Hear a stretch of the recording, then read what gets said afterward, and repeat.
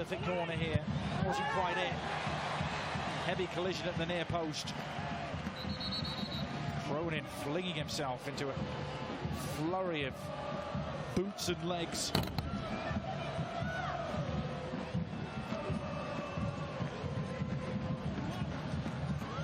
Well, it's had a bit of everything, isn't it? This one. It's actually Beckham infuriates the players and the referee by pinging the ball in from distance there. That's a booking for David Beckham. That will actually keep him out of the Galaxy's next game as well. And now some back chat too. And Corrales is really struggling to keep a lid on his emotions.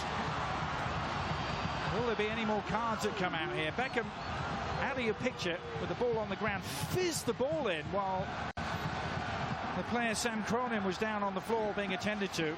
And that wasn't the first one he flew in. It actually hit the referee and Cronin down on the floor. That was the second one. The first one went just high.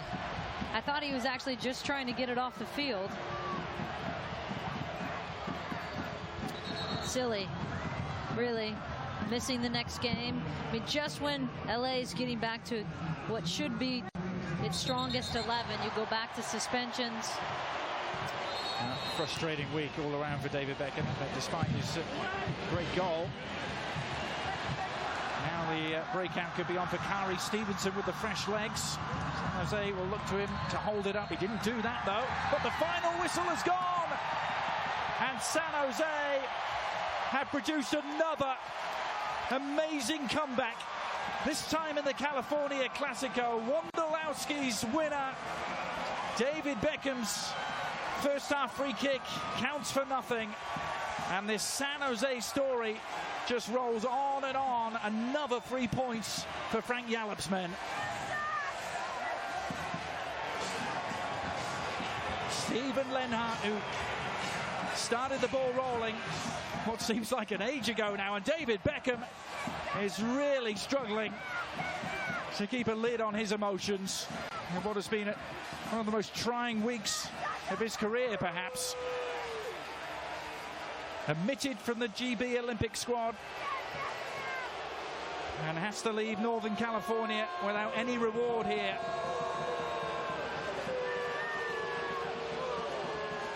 Always one to wear his heart on his sleeve, David Beckham, but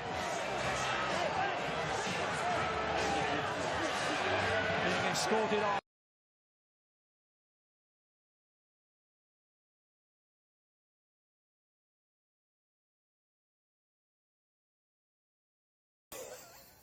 And that is where we started this broadcast, right here. And everyone knows any good remix, it's all about Rye. So we're going to keep going from there. That is the end of this game. But let's rewind a little and go back to the beginning. I'm David Goss alongside two San Jose Earthquakes legends, Chris Wondolowski, the goal-scoring champion of Major League Soccer, and Jason Hernandez, the only person who has an MLS Cup in this group right here. So shout out to two champions.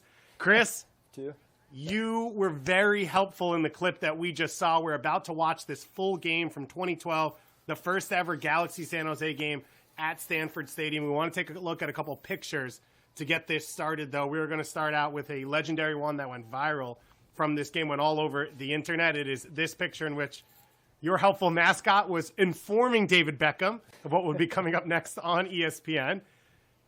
Only the second most helpful person on San Jose in this moment as we look at our second picture, which is you running into the fray shirtless with the Wando tattoo.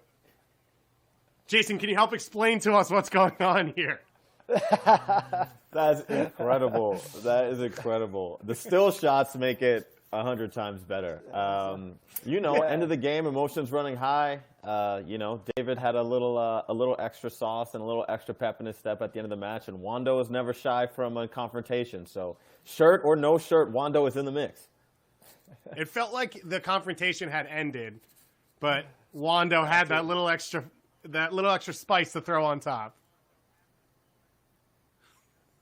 Yeah, sorry, a little something about Wando is he's never shied away from a little argument and a little confrontation.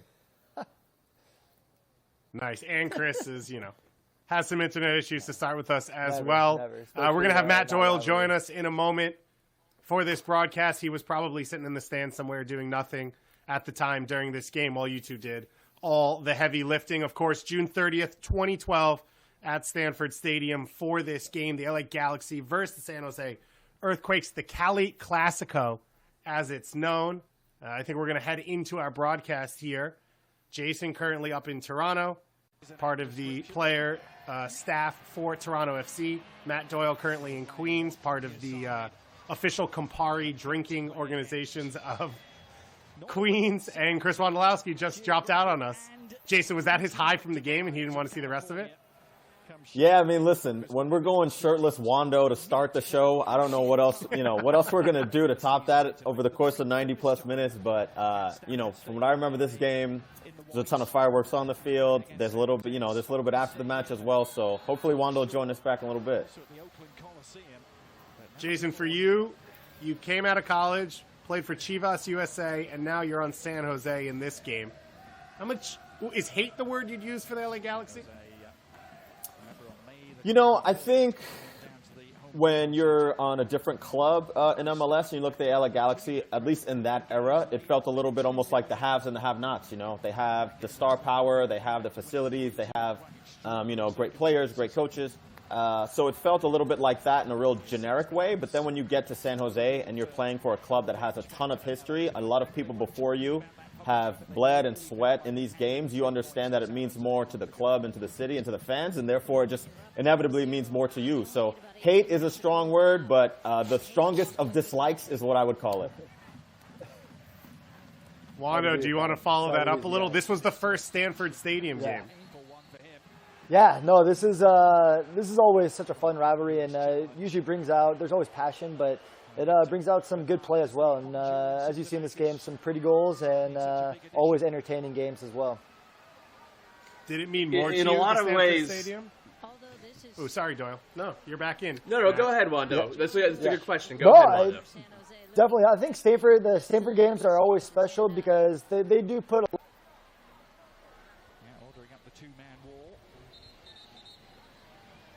and you're in front of 50,000. They pack 50,000 plus. The way the stadium is too, it's kind of like our home stadium. It's right on top of you. It's a great atmosphere. I know Jay can speak that as well. So it's pretty cool.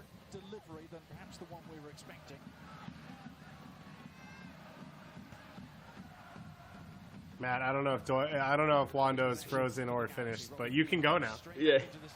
No, I was just saying, this game in particular, this season kind of rekindled the rivalry between these two teams because it had been great in the first part of the aughts, and then San Jose disappeared for a couple of years. They became the Dynamo, and they came back in 2008, and they weren't, other than 2010, they weren't really, they weren't great.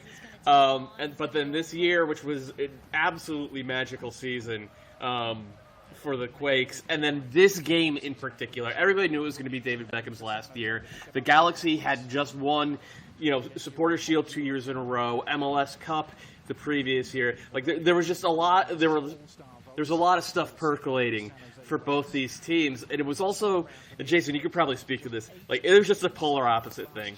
They were the Galaxy. They had Beckham. They had Donovan. They had Keane. They had all the money in the world. You guys were the San Jose Earthquakes. You were the Goonies. Yeah, in this, you had one of those Goonies games 3 weeks before this against the Galaxy when I think it was Gordo scored in the 94th minute to get a win, and it was just it was a pretty, as a neutral, it was really fun to watch, both ends of the spectrum come together and just beat the hell out of each other for 90 minutes.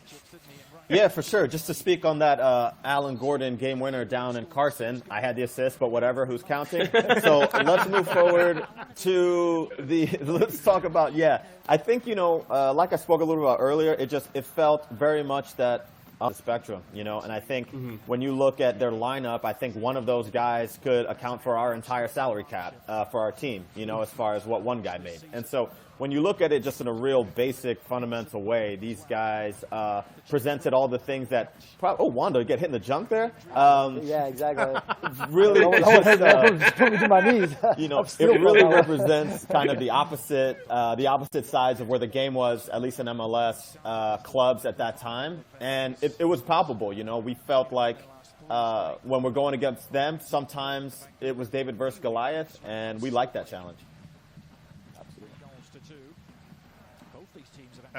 Jason, we'll get into, obviously, and Wando, who's now back joining us. He's just like a striker. He only shows up for a moment here or there for that little bit of glory. Only the good moments. Yeah, exactly. You won't see much for the first half. We actually do want a pretty thorough breakdown of the goal that Jason scores in this one from you, Chris. So, be ready to give us... I'm ready to absolutely get on every guy. I know Jason's ready as well to slaughter everyone, but I can't wait for Lenny and Gordo to mess up. Wait till Sam Cronin, and we still need to reinvestigate how he just hops up right when the ball hits him from Beckham, but didn't do anything about it. He was a lot of talk. I don't want to see him get in there.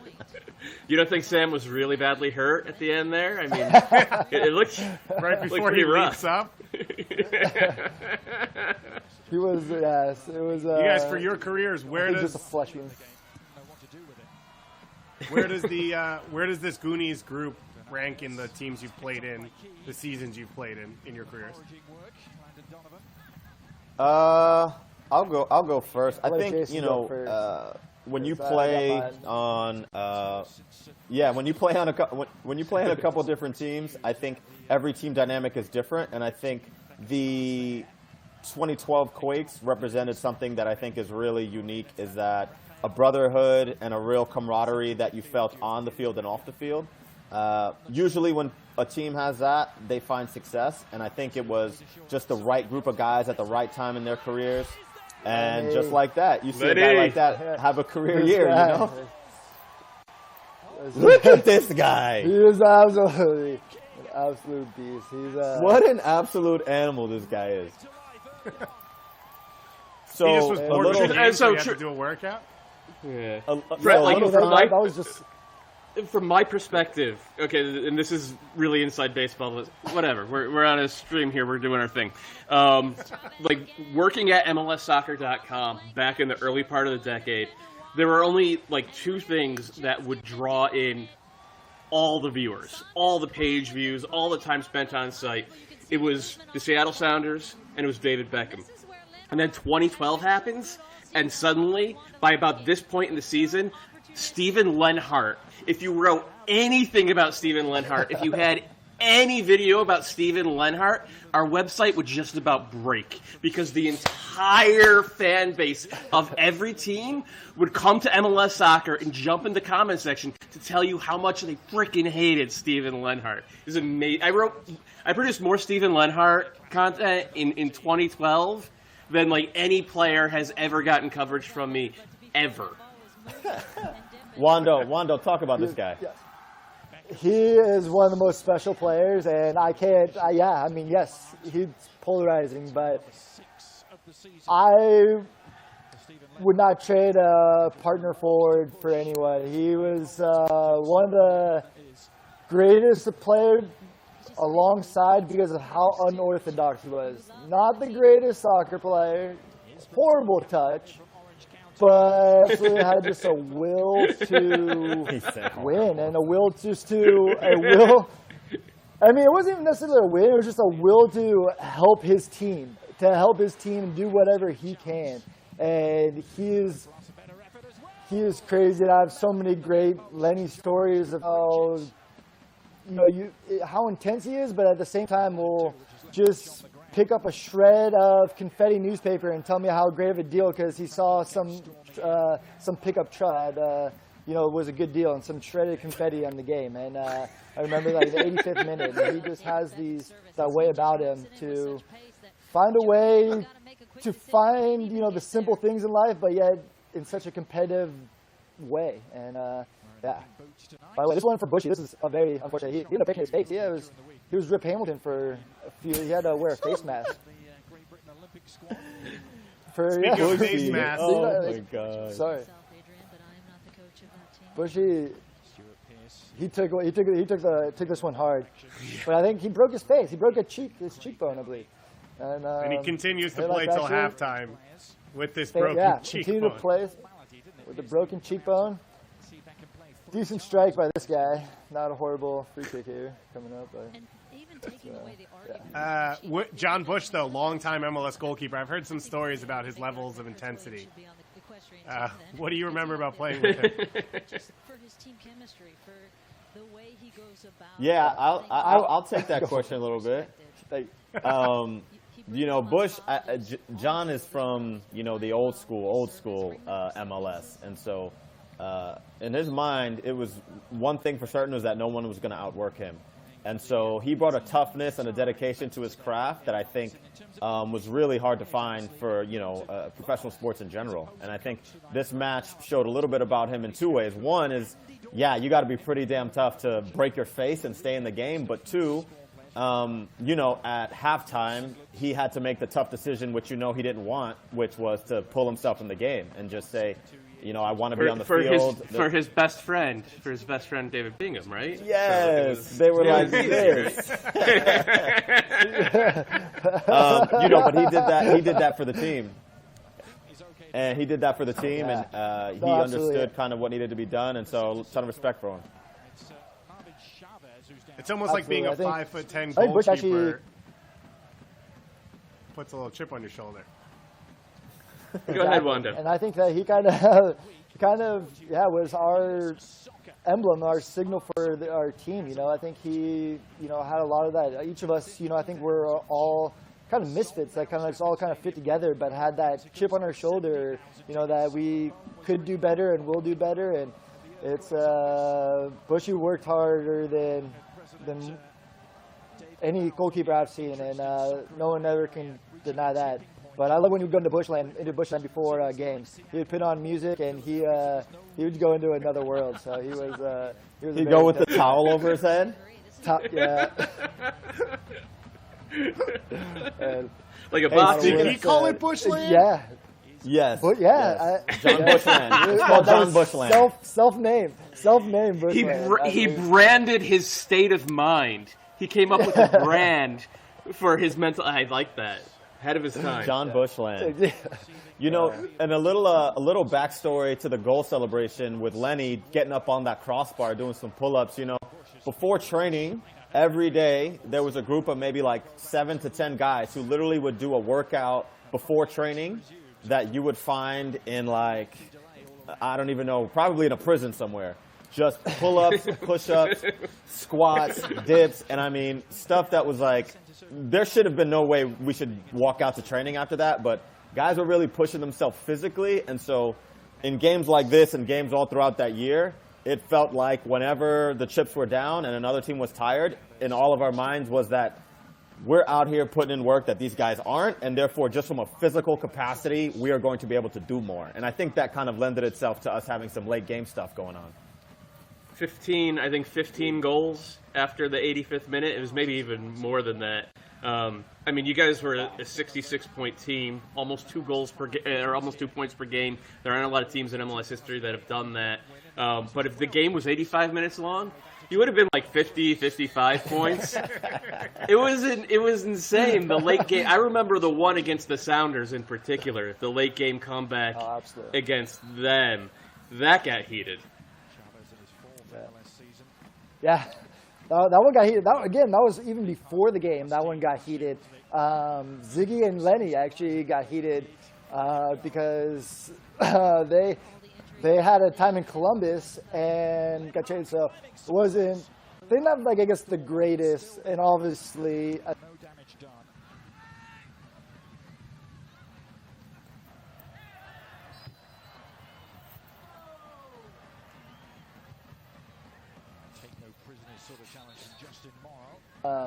Enjoyed Lenny's time, but he ended up getting in a fight with Ziggy, getting in a battle with Ziggy, and all he kept saying was he wanted a hug from Ziggy, and Spencer kept being the middleman and kept pushing Lenny on, but Lenny just kept trying to go in for a hug, and it was kind of funny to see that Ziggy trying to walk away from it and Lenny going after a hug. It was kind of comical.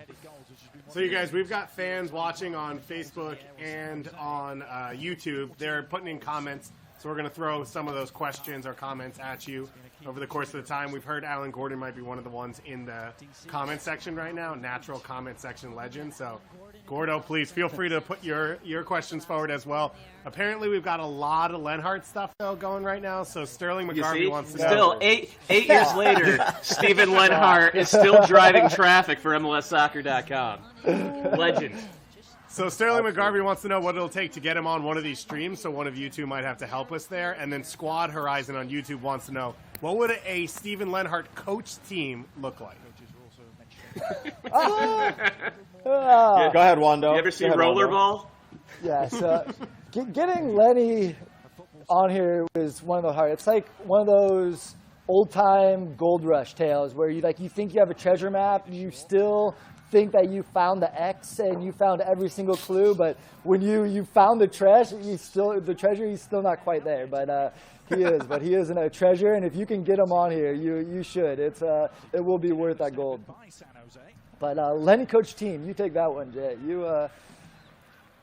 Well, there's I guess two frames of thought here. Lenny was considered very much a bruiser and a physical force on the field, so you would think it'd be a ton of intimidating, big physical presence guys. But if you ever saw Lenny in a 5v2 drill, this guy thought he was Mr. Tiki-Taka and thought he had the flair for the flicks and the back heels and all that. So I could see him, in his mind, I feel like that's how he thought he played or he could play. But obviously we understand the output on the field is not exactly that. So it'd be interesting for sure. I know they would love life. I know they would rarely wear shoes. They'd wear a ton of sandals. Probably never have shirts on. It looks something like that. Gasman, I want to go back to the start where you introduced Wando and Jason, and you said one of them has an MLS So cup. here we got I think I messed that up. Yeah, you did mess that up. One of them, Yeah. well, technically one Sorry, of them does Wando. have one MLS. One of them does have one MLS cup, and one of them has two MLS cups. Too. Thank you. So Yeah, Wando, I You're looking apologize. out. Thank you, Doyle. See, it's all right. I got you, Wando. I got it. But Wando, let me. No, I'm Sorry, asking Doyle. David. You How called does me this out, so team- therefore I'm going over you. Okay, go ahead. Wando, you're a Bay Area guy. You get drafted by San have my Jose. They drink. move to Houston. How heartbreaking was the club move for you as both a Bay Area guy and being a part of the team? Oh, it was that was gutting because I was from the Bay Area, knew of the team, and then the whole team's moving to Houston, and now I'm going to Houston, and I'm a California boy through and through. I went to school in the area, and I don't know what to expect from Houston, and so I was afraid they're still just going to be riding horses with cowboy hats and need your cowboy boots to get through. But it was it ended up being a great place, and I did enjoy my time in Houston, but it was a scary time. There was about, and it happened quick. There was about 6 weeks where it was pretty nuts. Nuts in what sense? Just like, okay, Nuts I'm in- moving my life? Yeah, Go so ahead. it went from 2 weeks before happening to thinking that it's not going to happen, that right now it's leaning that we're staying, to the actual habit, nope, we are moving, and now kind of the whole world turns upside down to we're moving to Houston, and this happened right before the January 1st, and we reported, I believe, right before February 1st, so now you have a month to find housing in Houston, to move to Houston. I was very fortunate not to have family, have kids or anything, let alone I still wasn't guaranteed anything. So I'm just trying to find anything that, I'm just trying to make my way or trying to make a team. So it was definitely interesting time. How does this San Jose team compare to those? Because your first team was the Quakes team in 2005 that won the Supporters Shield. Then your second team was 2006, won MLS Cup, and your third team was 2007, you won MLS Cup, and then you had another a year and a half in Houston, I think, and then you came back to San Jose, and this was the first really great team in the second iteration of the Quakes. How does this group compare to what you had in Houston, which was really more of kind of like a grizzled veteran, had been there, done that, knew how to win type of team? Absolutely, and I think you kind of hit the nail on the head right there. I think that there's a lot of similarities, especially in the locker room. I think that the camaraderie, and Jason mentioned earlier that when you have that and you have that will to win and you have that brotherhood and you're going to do whatever it takes for that person next to you, you're going to win more games than you're not. And I think that Houston had that as well, and that was the only other team that really rivaled that. I think Houston, that team, they knew how to win. They knew how to grind out. They knew how to 1-0 was enough. They knew 2-1. They had some very talented guys, but they knew how to win a game. They were very methodical in the way they went about it. I think in 2012, our team had a will, just a passion, and any way about it. And believe it was not always going to be pretty, but it was going to get the job done. I think that those were the kind of two differences, and finding their way. But I think that being able to adapt to the game, I think that's something that both teams had as well. You guys, we have a question from Frank on YouTube. Jason, I see your TFC jerseys in the back. What's your favorite piece of Earthquakes memorabilia that you own? That's a good question. I have a ball signed from our 2012. Yes. I have a ball signed from our 2012 Supporter Shield winning team. I think I maybe also have a Darren Huckerby jersey somewhere. Oh my God! That might go down as one of my favorites as far as memorabilia goes. There's a lot of good players to come in and out those doors, but yeah, that Hux was a good one for me. 3 hours before the game when we were arriving. Wow. How about you, Wando?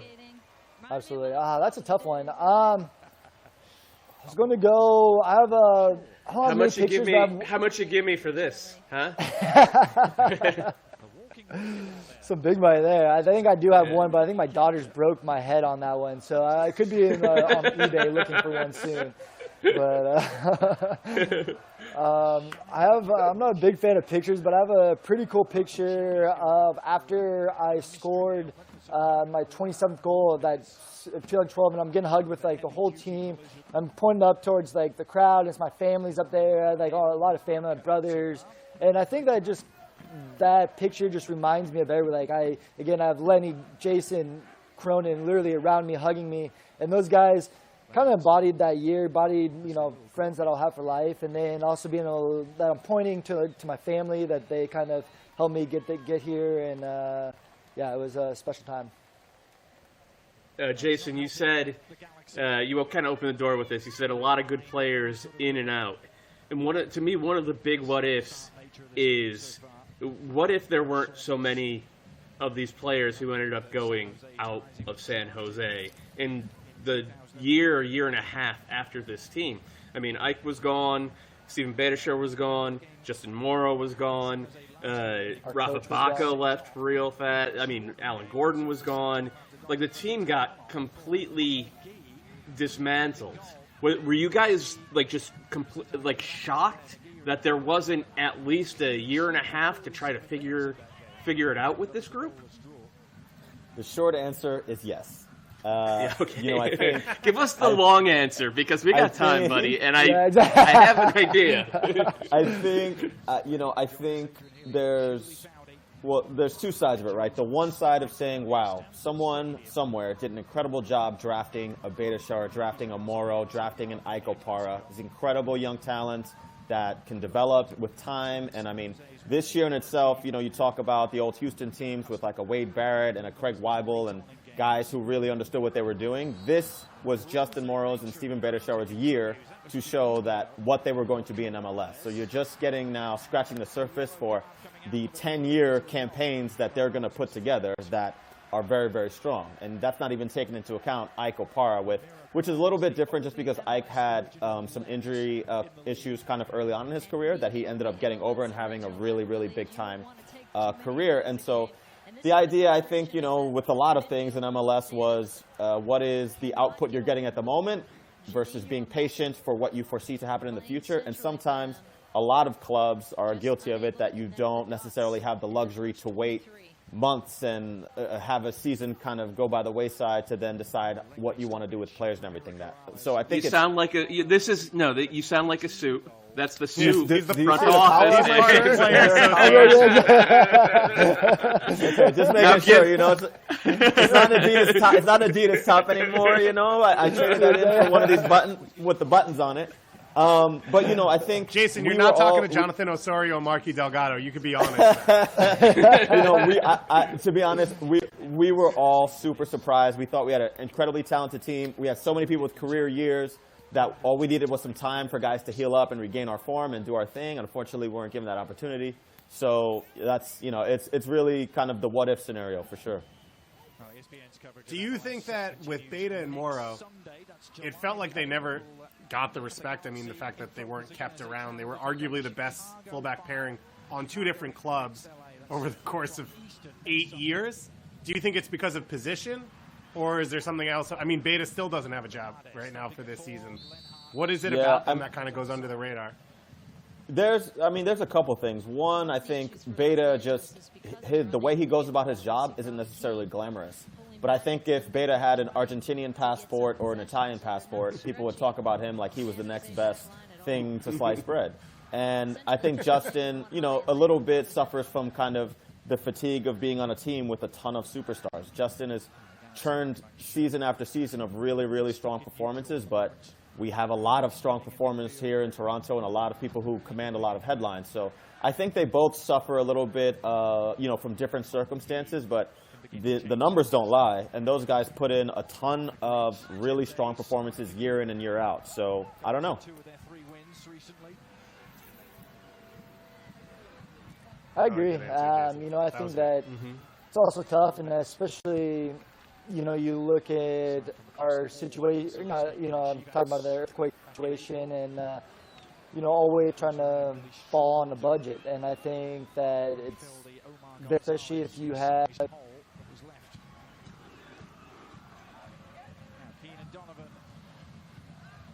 you can gain. So I think that that's why they do get left by wrongfully so. But to be honest, I mean, I think that was kind of, for a few guys, we had Rafa Baca. I'd go with Eloquent from Wanda. Yeah. Finish that one with the flurry. And I'll talk about Rafa Baca. He was awesome. And he did not get paid, and he left for Cruz Azul, which is one of the traditional giants in Liga MX. And he is still awesome. He's been a starter for one of the best teams in Liga MX for like the next 8 seasons. I had so much fun watching this team, and it always drives me nuts, Jason, because it's one of the great what-ifs in MLS history. Is like, what if this group had been kept together? Like 2013, everybody got injured. It sucked for you, but like that happens. If you had been allowed to bounce back and keep going into 2014, so many things could have been different. Yeah, I agree, you know, and I think just for that team, what it felt like as a player, it felt like we had 2 ways to go about things. We're going to try, in the beginning of the match, to use a scalpel, and we're going to try to be tactical and efficient and all that. But when push came to shove, we're going to use the hammer. And we're going right down your throat. You know where we're coming, and you can either stop us or not, and that's what's going to happen. And, you know, I think a little bit just from my personal experience is seeing kind of Toronto up here in 2018 suffering massive injuries. And I think it would have been easy for the brass to look at the guys and just reshuffle the deck and get rid of a ton of people and say, you know, it was not what we wanted, let's move on. Where they showed a little more patience to say, no, we trust in what we've built, we trust in the guys, we're going to recoup, and then we hope to have another strong season. And obviously, in Toronto last year, we got to the final, so proved some people right. Jason has a center back partner. True or false, Victor Bernardez, highest muscle to body mass in MLS history. Victor was an absolute unit. He did not speak English. He spoke in grunts. He did not care to speak English. If you were coming anywhere near him, he was lifting his boot level to your eye line. He had no regard for anybody around him. He was a beast. He was a lot of fun to play next to. my favorite is when Rafa Vic winning is that running second fast, ball, especially just for a saying. ball into a corner, and he gets his knees going up as high as he can. I mean, they're up. I mean, it looks like they're high knees going, but that's in his mind. That means he's going faster. So he goes. We got something coming in 60 seconds. Let's just talk about Beckham actually for the next minute or so until he gives us something to really talk about. Like, you came out of Seton Hall. You made what? $15,000 a year in your first year, and by like your 8th year, you're playing against David Beckham in front of 50,000 people. It had to be wild for you to grow from the MLS contraction era to at this point, which is like the crest, like the expansion era is really in full flight, and playing against players like this. Yeah, for sure. I mean, Wando could probably speak to it as well, but I mean, I was a developmental player, so I was my first contract was for $12,000. And so, you know, to go from that to then playing at Chivas USA when David Beckham comes, and now having absolutely no credibility when I say I'm a professional soccer player in the United States to, oh yeah, you know, I play against David Beckham, and then one says, oh, like so you actually like this? Banger, absolute banger. And I mean, let's be honest, we all knew automatically that this was going in the back of the net, but we had to do our due diligence and make a wall and everything. But you know, the guy was world class. The guy worked extremely hard. Was just honestly, I don't have a bad thing to say about him other than he launched the ball at one of our players. But as a player himself, he was a really, really high level player. A little bit dirty or just English? I think that's just for me. That's competitive. That's all that is. Competitive, yeah. Okay, that's Big East soccer is what you're saying. I'd want that, yeah. When you guys came into this game, like these 2 years when you played the Galaxy, where did the game plan against them start? Was it Landon? Was it Keane? Was it Beckham? Was it Juninho? Like, what was the focus to slow them? Yeah, I mean, that's what we did. We said stop those guys. No, but I mean, it's not an easy thing. It's you know, we knew that it's mainly their partnerships. That was the thing that we really kind of. Jason, who was the first person on the scouting report against these Galaxy? Was it Keane, or was it Landon, or was it Beckham, or TBD? Yeah, the scouting report was a three-headed monster, right? And so none of them can have time and space. And Robbie Keane was the hardest person I've ever had to mark in the box in my 14-year career. Landon had an extra gear and eyes behind his head. And David could hit a ball on the field anywhere he wanted at any time. So really, it was trying your best to limit the time and space that they had and hoping that they miss when they get an opportunity, because they're going to get an opportunity. And that was it. The game plan was just do your best, because these guys were really world-class players. So we're not getting an answer either way. You're not going to name one Galaxy player as the most dangerous. Listen, bro, for me, as a center back, they're all dangerous, and they're all a nightmare. Yeah. All of them. Good touch, Wando. Offsides, huh? Yeah, offsides. Standard. Wando just living on that end line. Exactly. Standard. You know, look at this. But to be fair, Bushy with 2 eyes, maybe he gets this. Yeah. Bushy does have the best looks after. He does. He's famous for that, huh? The post-goal look back at everyone else. Obafemi Martins, when he put chips in like on the kind of the baseline, that's a great look too. Great goal. Jason, what's the best being yelled at by a goalkeeper post-goal that you've ever gotten? That's a good one. Being yelled by. I do remember first year 05, Tony Miola, Metro Stars, someone shooting and Tony yelling the word "screen, screen," as in someone was screaming. Wando.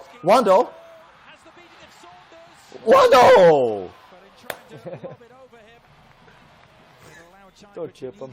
What's the thought process right there? I gotta lift it over him. I was trying to lift it over him and just got a little bit too under it, and then I couldn't get there either. The speed burst wasn't quite in. You're not normally a chip the keeper guy. No.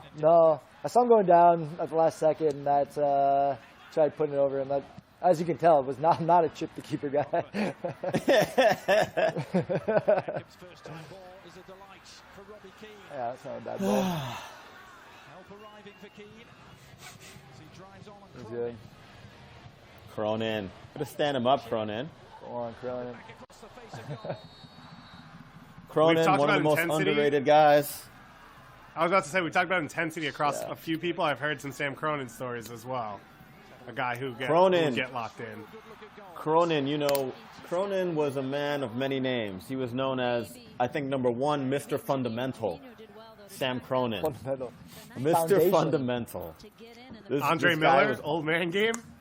all about fundamentals. Yeah. Yeah. Saving the day. Class player, class He guy. was, class guy. Technical, just clean. He had like some of the cleanest feet. Just 1-2 touch, but yeah, he would always fix a pass. So he was nice. Distinctly more comfortable for Josh Saunders.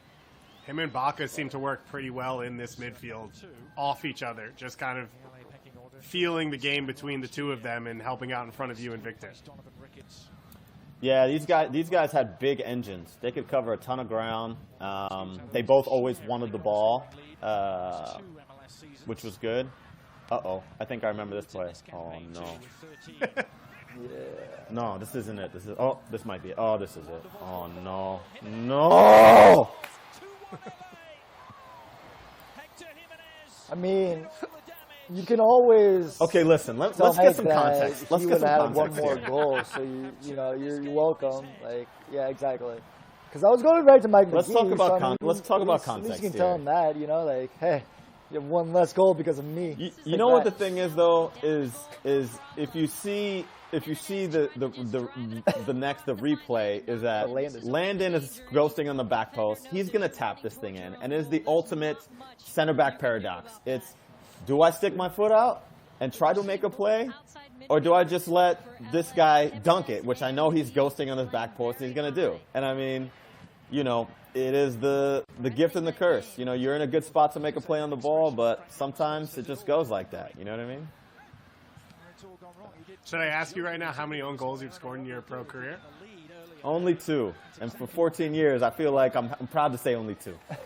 Okay. Good luck. That's fair. Wando, you have any own goals? I have no own goals. I can, proud about that. No own goals. So probably a few assists that I've Helps given. that you didn't have to defend back much. passes that I've just, yeah, exactly. Yeah, that's true. So only back on corner kicks and makes it nice. So I actually was pretty proud. This year was, I think I've only been scored on twice while marking. I'm not a huge, when I do mark, I haven't marked much, but I was given the... Wando, by the way, did I text you job after for that? Mark I saw Ike. him slam That didn't dunk work. that on you, brother. Dude, not only did he slam dunk it, but his knee hit me in my sides, and then my sides all hurting, and I get dunked on, and I have a hurt back. So it was bad. And you needed a bacchiotomy. I need a bacchiotomy. Yeah, I can finish on set pieces every once in a while. Yeah. Ramiro Corrales right here, MLS original legend. He was the last MLS original player to retire. That's incredible. That really is. Helped that he was 19 when the league started and he went straight pro. another 5v2 legend. Yeah. Ramiro Corrales? Yeah. Yeah, Absolutely. left foot for days. He was great. Tell me this, who got Meg the most times in play one training more by time. Marvin Chavez? That's a good question. I don't really know, but I know for sure in 5v2, Lenny got Meg the Maybe most. Suggsy. Game-winning assist. Come in or Meg. So he was all or nothing. Won a penalty for the Earthquakes in that game. Handball against David. Wando has that cheap Bay Area internet. Silicon Valley using the rest of it. Am I going in and out? Yeah, absolutely. Jimenez. Going Yeah, in they and out. are. Won't be his You got too many. Yeah, go ahead, Dave. Yeah, you got too many people streaming on yours, Wando. You got to tell the family to stop watching Netflix right now. That's what I mean. Wando's got like 4 devices going. The kids probably got on Netflix. Yeah, exactly. Exactly. They're crazy, these kids. So coming into this year, did you guys have any idea? 2011 was a tough year. Like, did you feel like, hey, if it falls our way, we're good enough to win a Supporter Shield? I would say we didn't have right off the bat that thought process, but I think a couple weeks into the season, we understood that we could be special and we could compete for some trophies for sure. How about you, Wando? What do you think?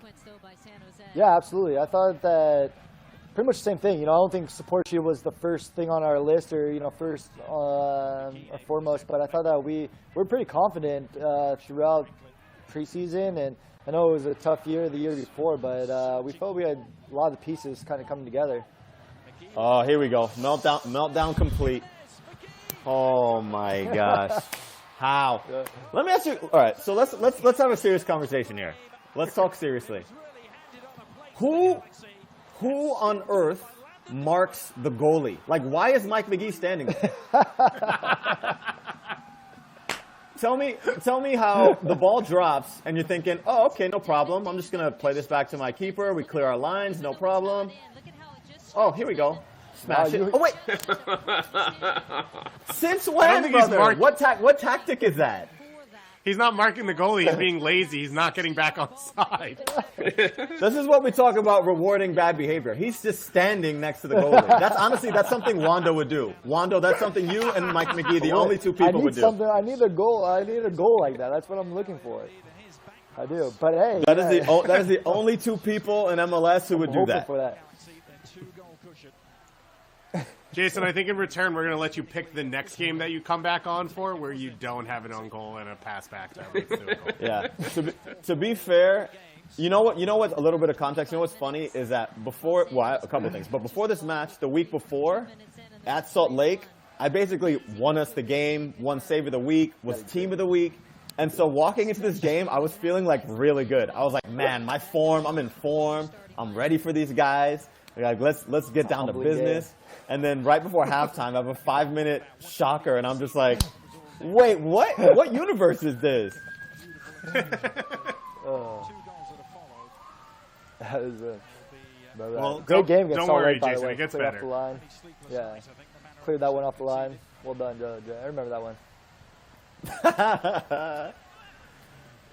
That's a good RSL team too. Yeah. Yeah, those teams are good for a while.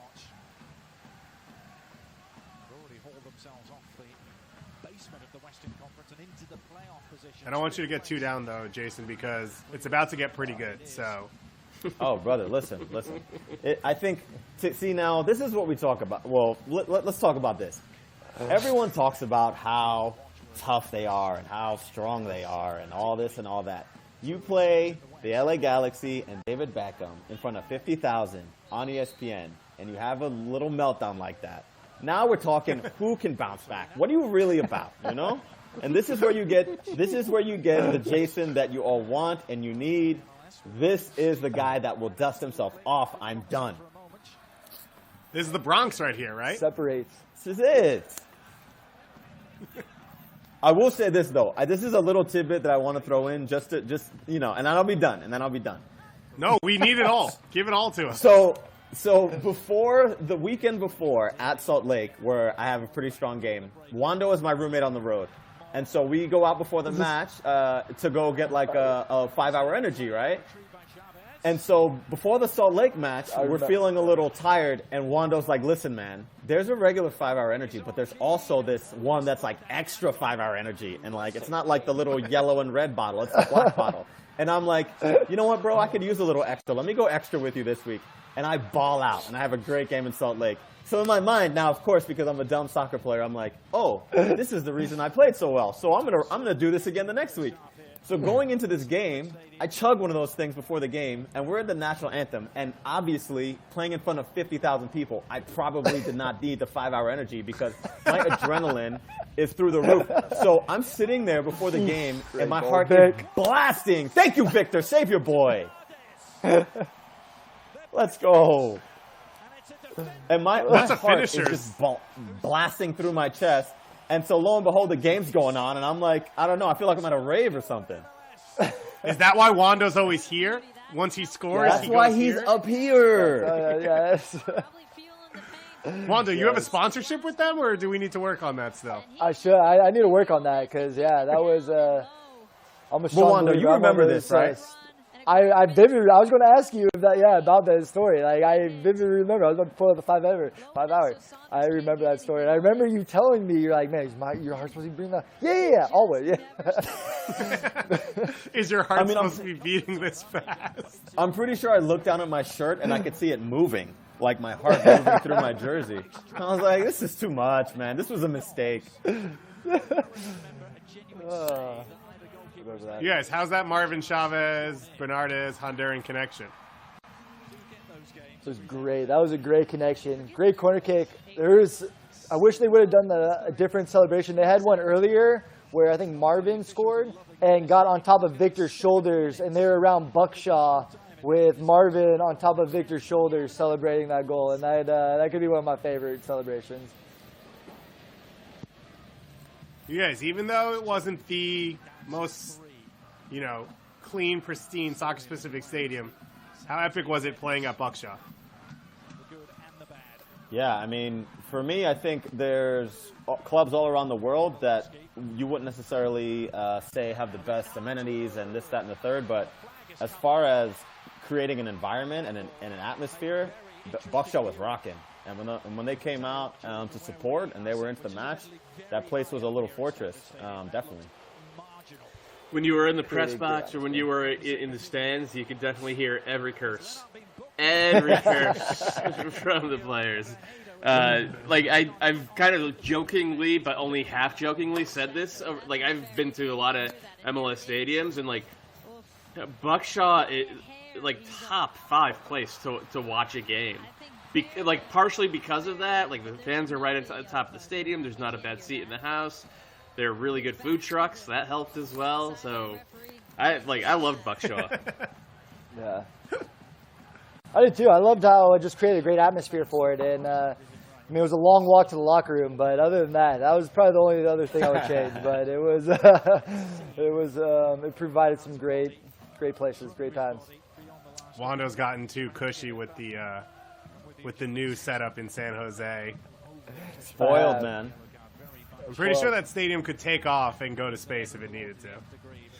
It could. I think it is. It's an underground layer. It's Dr. Evil or something. It's special. Look at Lenny. Lenny. Just picked up a yellow card. Buckshaw. Look at Lenny. Sorry, right? Give it to the referee. Yeah, exactly. Gives it to the referee on his yellow card. I miss Buckshaw's basketball hoops, though, even though that was our pregame warm-up as well. So sometimes have a 3-point contest. That was also... Wait, you used to play basketball before MLS games? Maybe? Like 3-point a game from 3-point. Yes. Okay, so give me this power rankings. Yeah, who was the Give me best this power shooter on rankings the Goonies team? 3-on-3 teams. Who was the squad? Oh, that's good. Oh, I see. We didn't play. We had this a partner 3-point game that we played a lot, and that was kind of the game. We didn't get in there bashing because it would end up with a fight because Gordo and Lenny would fight the whole time.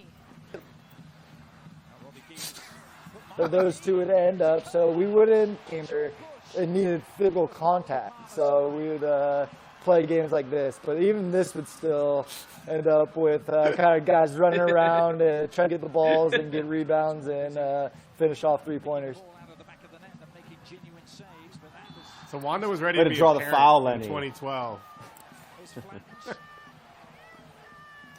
I was in the full court press. I think I just got my second dog because I got 2 dogs, did a house trying to prolong the kid, but it was inevitable. You had kids. You had Lenny and Gordo, so you were good.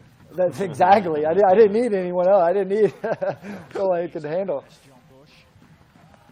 we've talked to Ike about this a couple times in the past. He's pretty convinced if MLS held a slam dunk contest that he would win. Confirm that, or is he a little overconfident there? I mean, I've seen him dunk, and so I haven't seen many others dunk, and he can dunk well. So I have him at my top of my short list right now. So yeah. Yeah, I mean, other than dunking on Wando a couple games ago when he rose up to that header, it's fair to say he'd get my vote. You know, I think he'd get my vote. Man, Wando, it never ends, does it? I told you. No, it doesn't. That's what I said, man, Mark. I mean, I usually don't ever pick a fight that you can't win. So usually if I pick one, that's not the guy I'm marking. But I didn't get a choice when you come in as a sub sometimes.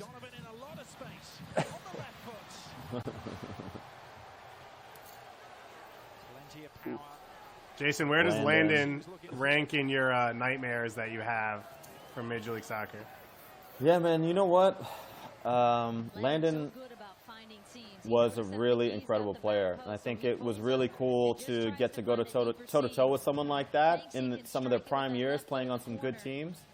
You know, a guy who really didn't have a weakness in his game. He really caused a lot of problems, and I remember a lot of nights being long nights, you know, playing against him when he was on. You know, I would say, you know, a guy like him, a guy like Robbie Keane, these guys, when you go toe-to-toe with these guys, you know, you don't always come out on top, but when you do, you understand you went up against a real big-time player, and you feel, you know, you can hold your head high, you know, when that happens, because this guy was an absolute beast. Victor had to pick up that yellow card, keep everything safe. Wouldn't be a it wouldn't be a Victor appearance, right, without a yellow card. I actually think in the year after this, I think in the same Cali Clasico, I think he got a double yellow. So you know, it's just the Stanford games bring it out of the center backs. You know, I don't know what to tell you. What's your personal top Cali Clasico game? Both of you. Wando, you go ahead. Mine is this one, personally as well. Just the comeback. I love this one. Yeah, that's mine. Yeah, mine would be the following year for obvious reasons that I didn't gift the team another couple goals, you know. But Alan Gordon with the game winner. I think Victor got sent off, so we're playing a man down. So for me, that one stands out a little bit more. Yeah. So 2-3 at halftime, 3-2. Jason, what do you remember about this halftime locker room? You know what I remember, actually, which I don't know if it would be surprising, but I remember coming off into the locker room, taking my shirt off, and just basically being like, guys, listen, you know, I know what it was last week, but I need you guys to pick me up this week. You know, I need you guys to dig me out of this hole. And literally, Lenny looked to me in the locker room, and he was like walking past to get a Gatorade, and he looked me right in my face, and like it was not a game in front of 50,000 people or nothing. He just looked at me and said, "Oh, we're gonna win. It's fine. Like, don't worry about it." And so it was the most calming type of answer I could ask for my teammates, and you know, I think that's really embodies what that team was. Where if one guy's down, the next guys are willing to step up and pick them up, and so. Going into the locker room, I would say I was, you know, obviously not full of confidence, but walking out of the locker room, I was for sure full of confidence because we all believe that. Wando, we saw the post-game in the pre-game, shirt off, fight, all that stuff, cue, everything going on. At halftime of this, did you feel that brewing? Was that always coming? Because it hasn't been that physical for a Cali Clasico. No, it hasn't. I mean, but there's always that rivalry, that passion. You know, we want to beat them. They're, you know, one of the best teams and have been one of the best. And so we came in with a chip on our shoulder and always kind of played with that chip. And I do remember in the locker room, I remember it being eerie calm as well. But I remember, I think the biggest complaints that they're redoing the locker room, and so there was no air conditioning. And so it's like a 4th of July game, and it's like a hot game. And I remember like more guys complaining about how hot it is, and like there's no AC. All right, no Buckshaw, but no AC. So if you want more of this, wouldn't be the question. Sorry, no, let me contextualize that, because you just said it hasn't been that physical for a California Clasico. There's a goalkeeper with a broken face and 4 yellow cards. Not that physical for a Cali Clasico. Go ahead. Not yet. We will get there. Speaking of, we will get there this Friday, 4 p.m. Eastern Time. The next MLS Classics remix, last year's incredible playoff matchup between the Philadelphia Union and New York Red Bulls. Tim Parker and Brendan Aronson will join for that one, alongside Charlie Davies and Kaylin Carr, of course, on Facebook, on YouTube, at MLS. So you can follow that one. And if you want more of this content, this beautiful Chris Wondolowski, Jason Hernandez love and hate relationship, you can watch Conversations with the Captain on the San Jose Earthquakes website. You guys, give us a little preview. What is this? Yeah, so I got the opportunity to go up to San Jose and spend some time with Wando and just talk about our 6 years together. We were roommates on the road. We did a lot of things on and off the field, but especially some great memories wearing the Earthquake shirt and kind of just going back and reliving some of those moments, reliving some of some of the biggest days in Wando's career. I was lucky to be by his side for a lot of really great memories. So kind of just taking a trip down memory lane, sharing some stories, a lot of insider information, a lot of stuff that I think the regular supporter won't know. And so Wando opens up a little bit. It's a really good time. Wando? Yeah, Jason gets the best out of me. He can bring the best out of me. It's a pretty cool idea that we're hopefully the Quakes are going to continue doing. And once we get back out there, that I get to hang out and just interview with old friends, old teammates, and reminisce about the past. And Jason, we get to talk about some great teammates and some guys that we don't necessarily always bring up, and it's fun. And there's also some other just funny stories, and we bring up the 2010 game in New York, a playoff game against Red Bull, beating them. So that was a funny, crazy story game all in itself, and we have a lot of laughs and a lot of good times. Don't talk to Roy Miller about that game. He's still dealing with the after effects of that one. Let's jump into our second half here on MLS Classics Remix. Of course, Cali Clasico. You are watching June 30th, 2012, San Jose Earthquakes against the LA Galaxy. We are currently sitting at 3-2 at halftime, so that means there's like 90 more moments of chaos coming up here in the second half. Before we get there, Jason, Chris mentioned some guys who kind of don't get mentioned often enough in your captain's video. Who goes on that list?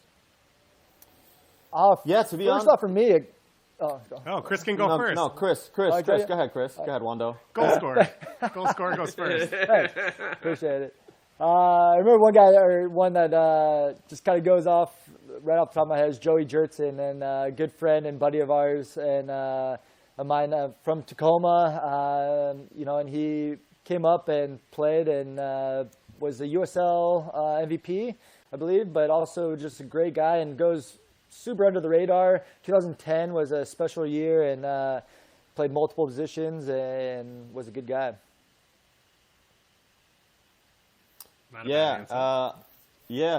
For me, there's actually a handful of guys, but I think a guy like Bobby Burling really meant a lot to our club. He really meant a lot to our team.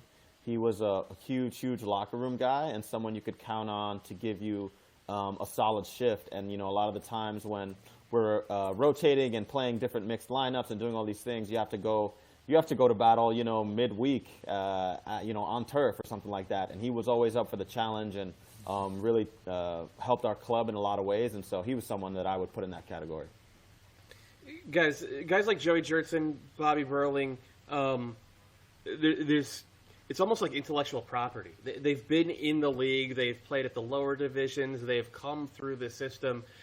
How do MLS teams, or how should MLS teams do a better job of keeping them around and making sure that the knowledge that they've gained doesn't get lost, doesn't get sort of dissipated into the wind? It can actually be brought into the fold and kept around for another 20 years in the front office, kind of like what you're doing, Jason.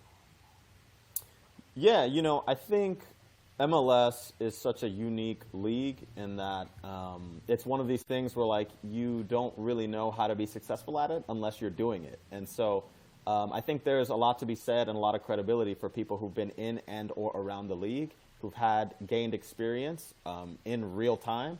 And so, it's exciting to see some guys now really looking to kind of break in at different clubs at different levels, whether that be on first-team staffs or on academy staffs or even in some front offices. I'm lucky enough to be doing that myself. And I think it just brings another layer to, the experience that is the league and how those people now can continue to carry the torch into the next era, into what the league can look like. Wando, for you, this is that weird little retirement preview because you got nothing to do for 3 to 6 months. Is this extending the career another 9 years? I wish. I mean, I might Reno FC. No, I don't know what I'm gonna do. I mean, I definitely want this to be my last year, but it's retirement's definitely gonna be tough. I just like Jason mentioned. I think that this league, and I think it's very valuable to have people just in the organization that can and know the different rules and specifics about this league and know what it takes to be successful. I think that it's just not one blueprint fits all for every market, every team, every organization, and I think that you need to find the little ins and outs, and the nuances are what makes a big difference in this league between the top and the bottom. There's so much parity, and that's what this league is driven on, and as it should be, I think, right now. And it's a great thing to see that parity, but those nuances are what makes the cream rise to the top. Jason, for you, you're working in the front office at TFC. You're working in player relations, coaching, a little bit of everything. When you see young players coming through, and Doyle mentioned, guys who you could trust that would step up and work hard, maybe they, weren't superstars. How do you talk to young players about becoming that guy, a glue guy, a guy who can step in and do a job, a guy who's not going to get the headlines? How do you talk to young players about striving to become that? Because that's not where they picture themselves when they're 16 and 17. Yeah, that's a good question. Every player in his or her own mind believes that they are going to be that impact superstar player they were at U16, U17, U18. And the reality is that as most players continue to grow through the game, you most likely will never be the best player on your team ever again. Every team you play for from here on out will have better players than you. And so the idea of understanding that to have a career is to be able to do a job consistently and effectively, and be available to do that. And so it's beginning to maybe open the eyes and expand the minds a little bit of the younger players to understand, first of all, what the work that it takes to get here.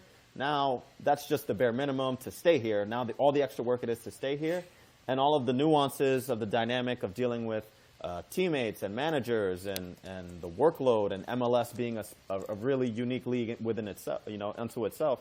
There's a lot of things to get across, and I think you kind of just do your best to give little breadcrumbs and lay out all of these things for them, and they just need to grab hold of it. And the guys that grab hold of it, embrace it, adapt, these are the guys that are going to be successful. Is this part of your job now with Toronto to make the young players understand that, or is this something that you think that maybe you would want to do in the future, kind of as an academy director? I mean, whose job actually is that to have that conversation? Yeah, that's another good question. So my role is titled Manager of Player Engagement, which I do a lot of stuff with the first team, but also just for Greg Vanny and Ali Curtis, I do a lot of stuff in the mentorship space where I'm helping out with our high potential guys and young guys coming through to kind of give them a little bit of a blueprint of what to expect. And so they have some of the information and some of the hard-learned lessons that Wando and I had to learn at 24 and 25 from being pros for 3 years. Give them some of this information at 16 and 17 so that when they get their opportunity with, TFC2 or the first team, that they have more of a chance to have a lasting impact and really get a lot from it. So, also with, other responsibilities and other projects, that's, some of the things that I'm doing for TFC. Don't forget, we've got the second half coming up for you, Cali Clasico 2012. Some fireworks still to be set off in this one, but we're waiting just a moment so everyone can get their popcorn, make a nice sandwich, get that extra beer or Negroni. I got to mix another drink, yeah. Mezcal Negroni, yeah. So I got to mix another one. What's it called again? It doesn't have a different name? So it's a Mezcal Cardinale, right? And the Cardinale versus Negroni is Cardinale is dry vermouth, Negroni is sweet vermouth. It's like we're getting a little inside here, but it's worth knowing. I opened up Pandora's box on that one. You really did. Yeah. Very high end. Jason, very classy. Wando, I do want to ask you this one. And this is a conversation I actually had with Herc Gomez a couple years ago because, like you, Herc was kind of overlooked when he was younger and then went on to have this great career that mostly kind of started when he was in his mid-20s. What needs to change in U.S. soccer and in MLS so that the next great goal scorer, that doesn't happen? So that, like Jason says, we get those guys when they're 16 and we're able to give them the wisdom that you guys only got when you were 24, 25 years old. Yeah, absolutely. I mean, I think that's a tough question as well, though, to find where you can find that player. And I think that soccer is such a hard sport to identify that top, or to find athletes. I think a lot of them can slip through the cracks. It's not a track where you run a mile, it's the same mile across the country. It's very subjective. All four of us can watch the game and have a different MVP of who we thought impacted the game. And that's what I love about this game. And so, in a long story short, is I think that we do need to have a fine line of winning and being competitive and know what it takes to winning, but not putting everything, especially, let's say, 10 to 16, where it's all about winning. And winning drives how you play, how you coach. You put the kid that can kick it the furthest up there, you put just the fastest kid out of the starting blocks field, and you'll end up scoring. He might have 10 breakaways, scores 3 of them, and win. What we need to do is find the right coaches and start at the youth level, and you got to work your way up and be able just to implement the game and teach them the right tools so that we can then identify the players. Because I think that it's not fair to identify all 16-year-olds or all 14-year-olds on the same plane right now. I feel that the coaching and everything is off, and I think that we all kind of need to get on the same page and have all different opinions where U.S. soccer is and where it's going, but I think that we kind of need to get on the same page and have it, kind of going in a direction that we all want and need it to go. Wando, if you were a young player today, if you were 16 in 2020, would you be in the San Jose Earthquake? What? And Jason, too, for both of you guys, if you were 16 years old, would you be like, I'm joining the academy, I'm not going on a college track, I'm just going to try to get to the first team as quick as possible? And like it's a question that, you go ahead. All right, so this is a tough question because am I 16 at this moment? Like, at this moment, I would say go to college because college is an amazing time and it will set you up for the rest of your life, and it will set strides for you and open doors, and being able to play professionally, if it is meant to be and you will have that talent, you will be able to reach that path. That said, is that going to help further U.S. soccer, and where do I want U.S. soccer in, let's say, 15 years from now? I don't think a 16-year-old going to college is going to be the best path, and I don't know. So that's kind of a fine line because college, those 4 years, 3.5 years in college were the best times of my life, and I wouldn't trade for the world right now. And so that was a tough one. Jason, haul in over here. Yeah, for me, I think it's there's no real wrong answer, but at the moment, I think depending where you are. So, for instance, if I would say, a club that has a track record of really doing a great job and has a really good understanding of the development process and has churned out prospects that have gone on to have careers, then I'm probably going to sign up for an academy and say, these people know what they're doing. They are going to guide me the exact way that I need to be guided, and I'm going to get to the destination that I'm looking for. I do think college soccer plays a role because I know, like Wando said, I wouldn't be where I am today without getting the experience of actually the first time playing against grown men and the first time playing in stadiums where, like, I couldn't hear myself think, and the first time playing in games that actually meant something because I was fighting for the shirt and I was fighting for my school. Like, those are experiences that maybe can get lost at times to guys maybe who maybe aren't getting opportunities at their own academy and things like that. So I think it has its place, but if you want to streamline yourself to be a pro, you go to an academy that knows what they're doing. And they're going to give you every resource and every tool to get there, and it's just on you. Do you develop? Do you maximize it? Do you go for it? And that's kind of the two sides of the deal there. From your playing careers, what teammate or coach you played under, whatever, would you want your kids to play under to develop to the best player they would be? Or if you were a GM of a first team side, like, who would be the guy that you played with or played under where you're like, that's my coach. That's what I see as a model of a coach. That's who I try and emulate, or that's who I think would be the best. At what level? Am I Let's say MLS academy coach? and first team. Yeah, MLS. Okay. Both. Okay.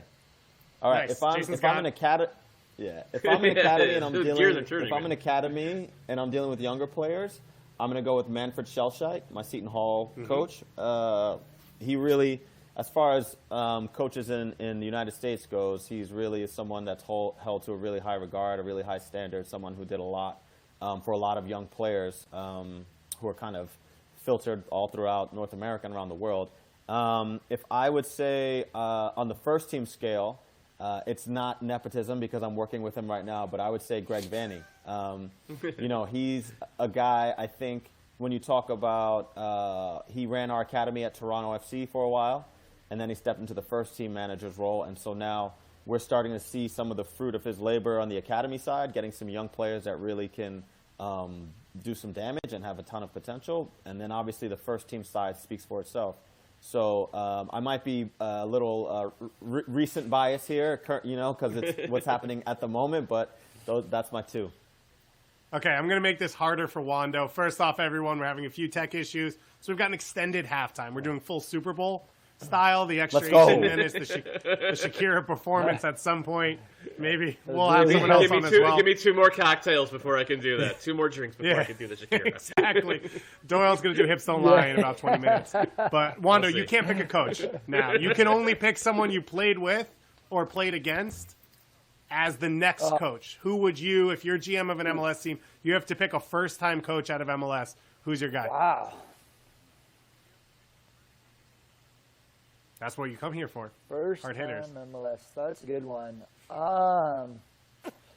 Exactly. That's why I go there.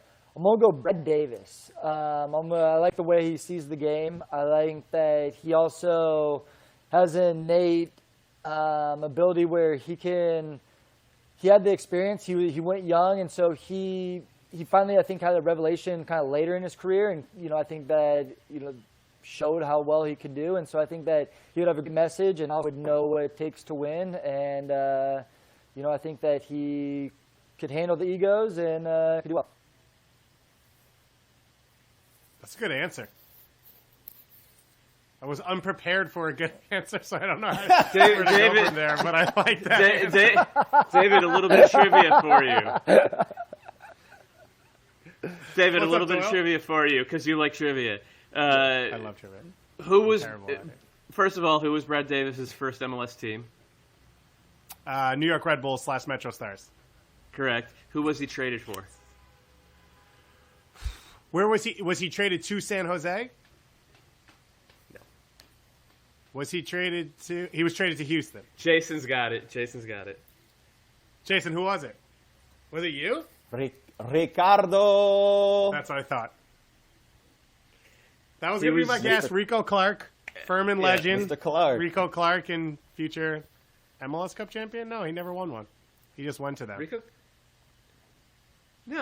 Rico Clark won in 06 and 07 with Houston, didn't he? Oh, yeah. Fair. Mm-hmm. Yeah. Yeah. Nice. There you go. And then he went to Germany, right? Yeah. Okay. Right. Right. That's what it was. Oh, okay, Wando. So tell us the story for that. What was it? Just like a whole game's worth of frustration boiling over? Was it something personal? And to follow up, Jason, how many times have you tried to kick Carlos Ruiz in your career?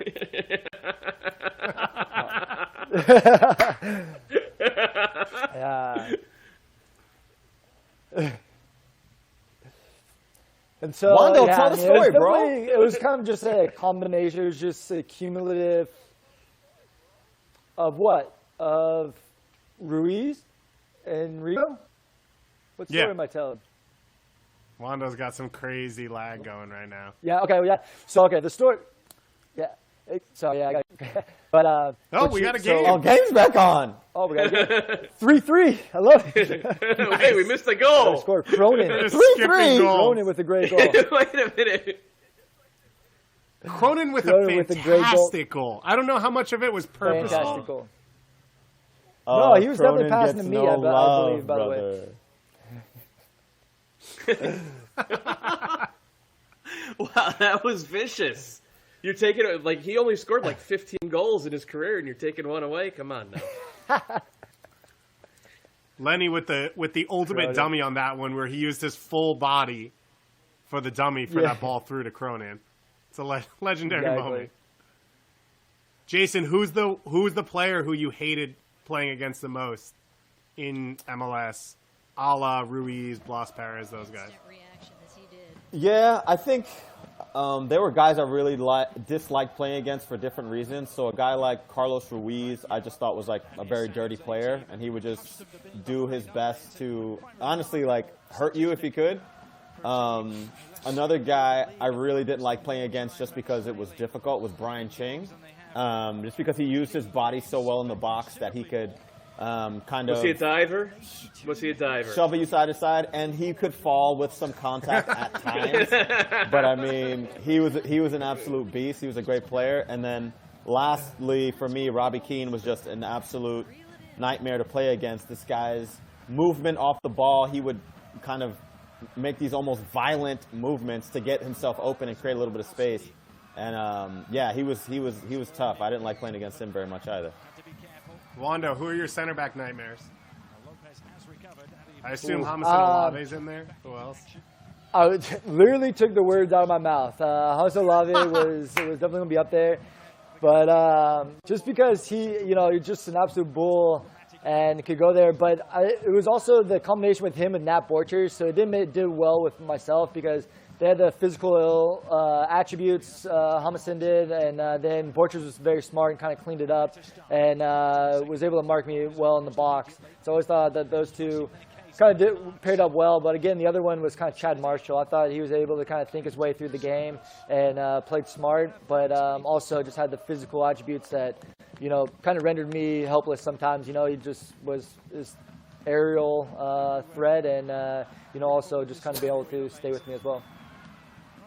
Did you just see Lenny going for the slide tackle on Josh Saunders? Oh my gosh. That's incredible. Josh actually got a lot of love for Josh Saunders from our NYCFC days. Guy was a legendary teammate. He got kicked out of a game against San Jose for elbowing Lenny one time, straight red. Remember that one though? Yeah. That was the Mike McGee game. I was at that game, but yeah. I remember. Mike McGee, this guy, Mike McGee. Yes. This guy. Jason's got PTSD right now on Mike McGee moments. This guy, incredible. No, Mike McGee. So actually, we jump back in. Oh, sorry, Jason, you go. No, I was just gonna say he actually was one of my good friends coming into the game in the Metro Stars.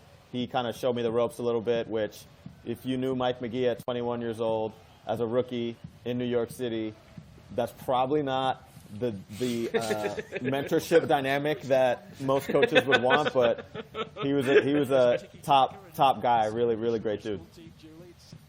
I may or may not have bought Mike McGee beer at a gas station in New Jersey. Wando!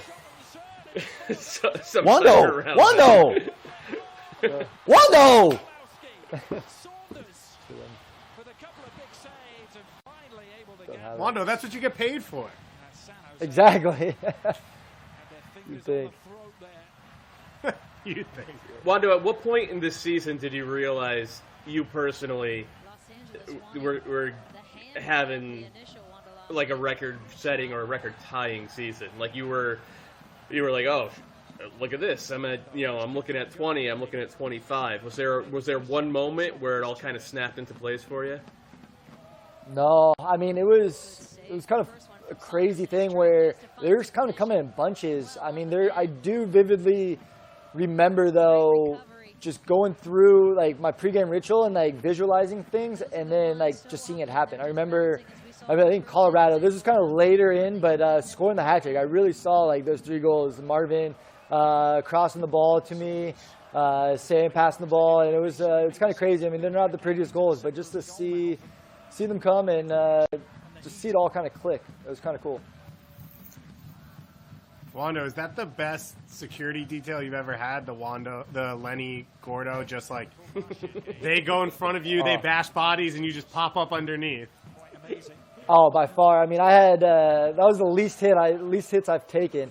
I was getting more hits in practice than I were in games, but I was living the golden life. I had Lenny, I had Gordo, and then I had Jason and Victor in the back. So I mean, there were not many guys that were coming in and trying to pick fights. So it was a good time. Yeah, and just to add to that, Gordo would be the first one to tell you after training that he did all the heavy lifting. And that I just go out there and I'm crashing into guys and I'm winning 50-50s and I'm getting into tackles. And then one pass later, Wando, 6 yards out, no one's marking him, scores a goal. He's like, this guy owes me so much money. Every week in the locker room, Gordo just saying how he does everything and Wando is just the recipient of everyone's hard work. This was an ongoing presentation that Gordo would make to the team. You guys can see we're having a few more technical difficulties right now. But we are working to get the stream back. Go ahead, David. Doyle is actually producing this while making cocktails, so one thing has gotten the focus and one thing has lost the focus at times. You see? A little bit. Oh, wait. I think it's just Jason trying to get every clip of Mike McGee edited out of this game. So get him out of here, man. Well, listen. We don't have to say it, but we all are aware of his new venture now, and you know what it's called. So that just sums up this guy's playing situation in general, you know? It's quite sneaky. It's under the radar, and it's effective, you know? And for anyone in the Chicago area, Mike McGee has his own vodka now. You should go look him up on social media and buy from him and support him because he's a legend outside of Jason Hernandez's experiences alongside him. Jason, Listen, can I get you real quick before we get a goal? Can I get your best Chivas USA moment?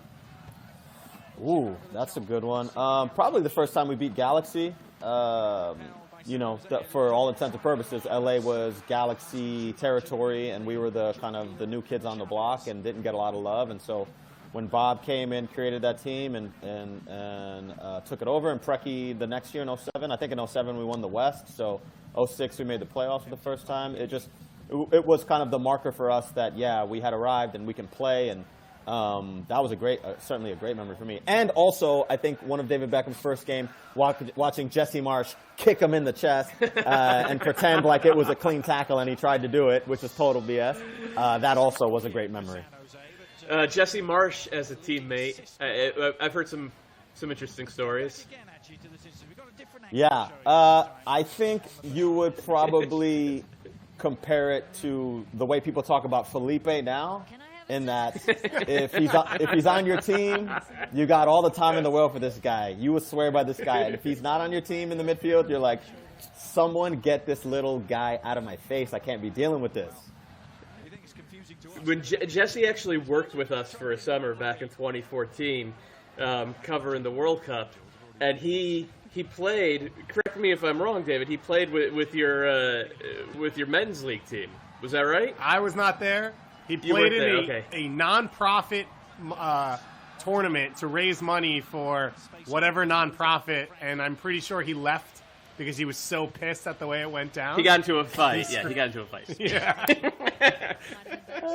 On Pier 5 on the East River, he screamed at someone and then left. Yeah, I mean, in his day, Jesse was one of the best sixes in the league. You know, he was a great player. Mm-hmm. For me, being a young player at Chivas USA, which was kind of the second year in expansion, he was a great guy to watch how he went about his business and did his thing, which was really cool. Yeah, I had actually a really good Jesse one. It was the first time at Chivas USA we were going to play at Chicago. Jesse obviously had a very, very long career there. So we're walking out of the locker room. He's like, Jason, listen, man. I feel like there's going to be a lot of people here today, you know, a couple people showing me some love. So, you know, this is what it's going to look like. And I was like, all right, Jesse, cool. We're walking out for warm-ups, entering the field. The first person from the stands is like, hey, Marsh. And he turns to look, and the guy goes, effing retire already. And I literally lost it. I was like in tears laughing, and he was just like, okay, all right. It was really funny. Oh, here we go, Sammy. That's the goal. That's a nice goal. Another super underrated player from that team. For sure. Sammy Cronin. They also... Jason, earlier you mentioned Manny Shellshite. When Bob Bradley does an interview, there are two things he's going to reference every time. Barcelona and Manny Shellshite. So I assume Manny is how you ended up on that MetroStars team in 05 and then moved to Chivas with Bob in 06. Yeah, actually, it's a pretty crazy story. So Bob was at the MetroStars at the time, and I think he might have had his eye out for some guys that Manny would recommend. But actually, we went up to play at Boston College, and they had a standout striker named Charlie Davies at the time, who was a freshman. Who? And never heard of him. So New England, actually, Stevie Nicol and Paul Mariner and someone from their staff was at that match to watch Charlie. And I went up there and I had a good game. I gave him a hard time. I gave him the business, you know. And for someone who was to go on and have such a decorated career, it kind of put me on the map, as in like as far as New England looking to bring me into a mini camp. And then I think Bob and the MetroStars had heard I was going into New England's mini camp, so they invited me to theirs. And then from there, I just got an opportunity in the supplemental draft, and luckily the MetroStars picked before New England, and so I went to the MetroStars first, and that's how I ended up with Bob. That is a great story. Also, I have to say, I was talking to Charlie earlier today to help me put together trivia questions, and he was like, yeah, Jason Hernandez sucked in college. He came and marked me, and it was so annoying. And I was like, sounds like he did well. I don't know the specifics on this. Yeah, so you can take that. Well. You can take that from his mouth and saying I gave him the business that day. And it's fair, you know, like it's and I think it's all love because he's a tremendous player. He went on to do things I never did. But that day, I gave it to him, you know, and that's just what it is, and that's okay. Do you have anyone from MLS that you were like, that was a great player, but I had their number? Like, that was a guy I knew that I could handle? Wait, let's hold up. We're about to have something right here. Okay. And he's not here with us, but we have to give the man his moment of appreciation because it's just Wando doing what Wando does. Let's go. Listen, I mean, 7-Eleven, like, he's open. He'd already won a Golden Boot at this point in his career. He had another 15-goal season, but like he's just his ability to find these moments and just one-touch. He's got 160 goals, probably 150 of them are one-touch finishes like this. Yeah, I mean, you can't quantify the ability to understand timing, to understand blind spots, to understand gambling. Really, this is a gamble. I think maybe a deflection will come here, and it does. And people think it's luck. People think it's all this thing. It's not luck. It is endless calculations in his mind of where could the ball end up, at what point do I need to lose my guy to create a yard to get there, and when I get there, I'm going to use my technique and my composure to put it home. And I mean, he's done that time and time again. There are incredible defenders in our league, and in a game you will find Wando will have an opportunity. He will be open. That is just because his ability to create space is unlike anyone has ever seen in this league. So let me ask you this. As a central defender, if you were to give an advice to a young forward, what is the right time to move? When is the right moment? Yeah, you know, I think there are so many small variables that go into a goal like that. Wando's starting position, he's starting off in a defender's blind spot. So already the defender's behind the 8 ball. The idea of just even understanding trajectory and speed of the ball coming in and what could possibly happen. I mean, there's so many things that go into it that it's almost instinctual, and I don't know that I could ever tell a forward to do it like this or do it like that, other than positioning and a little bit of anticipation. Other than that, having the instinct to kind of just know when to take off and where to be is something that I think you can't really teach. But like the number, like it sounds like the foundation is like, if you can, start in the blind spot. Like if the defender turns his head right, move left. Like always be aware of the blind spot is and start your run from that point. For sure. I mean, the hardest guys I've ever had to deal with love living in that area. I mean, you talk about Robbie Keane, who lived in that area, but he also relied so much on his technical ability to create space and wrong foot you and could curl it with both feet, where, Wando has some of that, but really his bread and butter is, I'm going to beat you to the spot where the ball will pop up, and I'm not going to make a mistake. And so there's been guys, I've seen incredible defenders play him fantastic for 91 minutes, and in the 92nd minute, he gets a chance, he scores a goal, and the game's over. And I mean, that is why he will go down as, the all-time leading scorer, and no one's going to break that ever. You think so? No, there's no chance. I just think the way our league is set up now with the landscape, that if someone is doing that well and scoring at that clip, he's going to get bought or sold somewhere.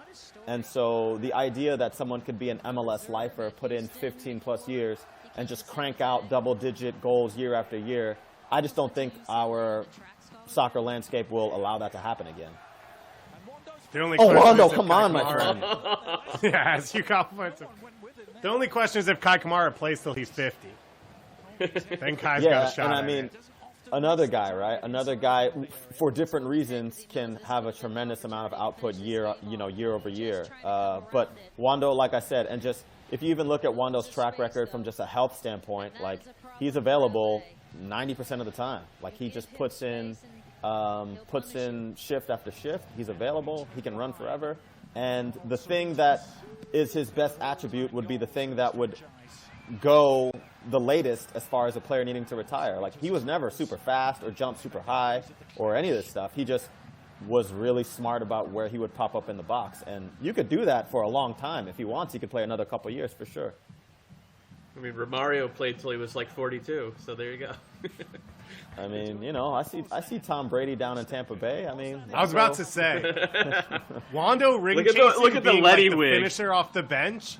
Maybe in, I don't know, a city like Toronto that's close to a cup, something like that would be awesome to see in Major League Soccer, I think. I think the thing is, too, is it's more so if this is a Wando-driven decision, which I'm sure it is, but, he's San Jose for life. He is these guys. Yeah. But if he ever wanted to continue to play and felt like he was looking for an opportunity, I promise you there are MLS clubs that will line up to have him coming off the bench for a couple minutes in the end to try and sneak a goal or try and claw one back. There's no doubt he would have chances.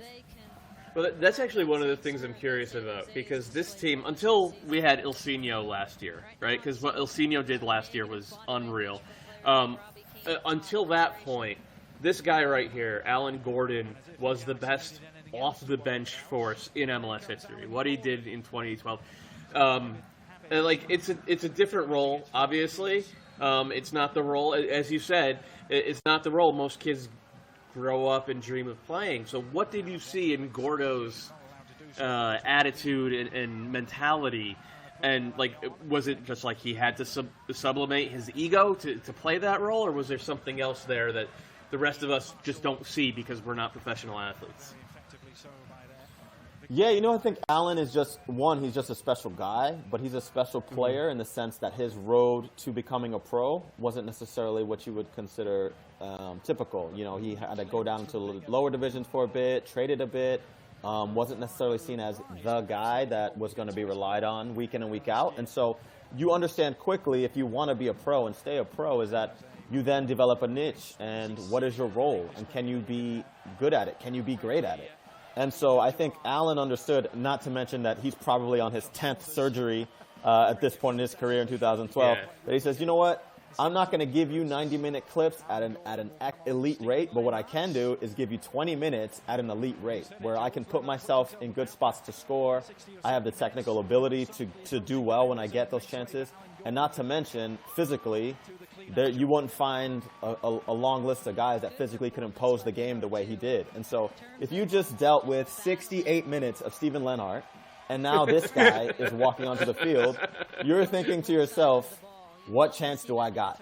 And I think that really, in a lot of ways, represents what that team could do. You know, it was between Wando, Lenny, and Gordo, pick your poison. One's going to run over you, one's going to run behind you, and one's going to be waiting to deal with you when you're tired.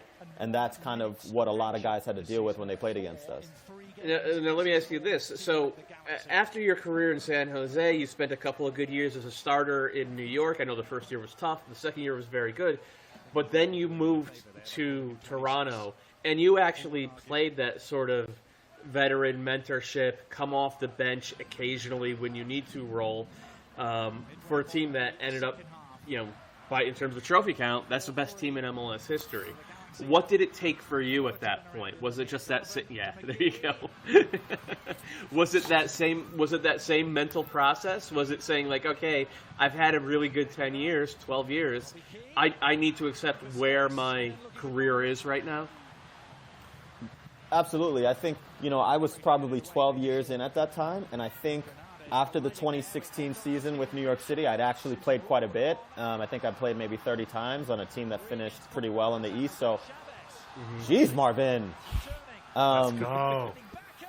And, you know, so in my head, obviously, there's the thought process, well, if I just played for quite a bit for a team that finished pretty strong in my conference, I should continue to do that, you know. And then the other side of it is, well, yeah, that's an option, but also what is the option of just going to a team that is almost complete and then just being kind of a bit of the bonus, you know, and being something that can tie it all together. So you were chasing a ring.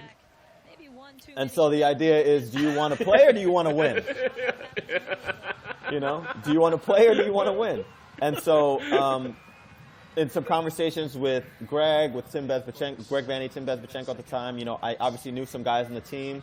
I knew Justin Morrow, Steven Beitashour, even Drew Moore, and obviously Michael Bradley. We played together at the Metro Stars. So it just sounded like a good opportunity. And I mean, for a team that, you know, got to MLS Cup, it didn't pan out. I was thinking, I'm gonna help these guys get over the hump, and we're gonna do some good things. Now, did I understand that we would break records and win, you know, all 3 trophies that we played for and the whole thing? Of course not. But, you know, I saw what that role could be like, and if you accepted it and took to it, what you could do. I saw Alan Gordon do it early on in my career at Chivas. I saw Carlos Llamosa do it as he was helping out with Claudio Suarez and myself. I mean, these are Alan Gordon, Carlos Llamosa are incredible MLS players, and at some point they decided to just do what's best for the team, and it worked out.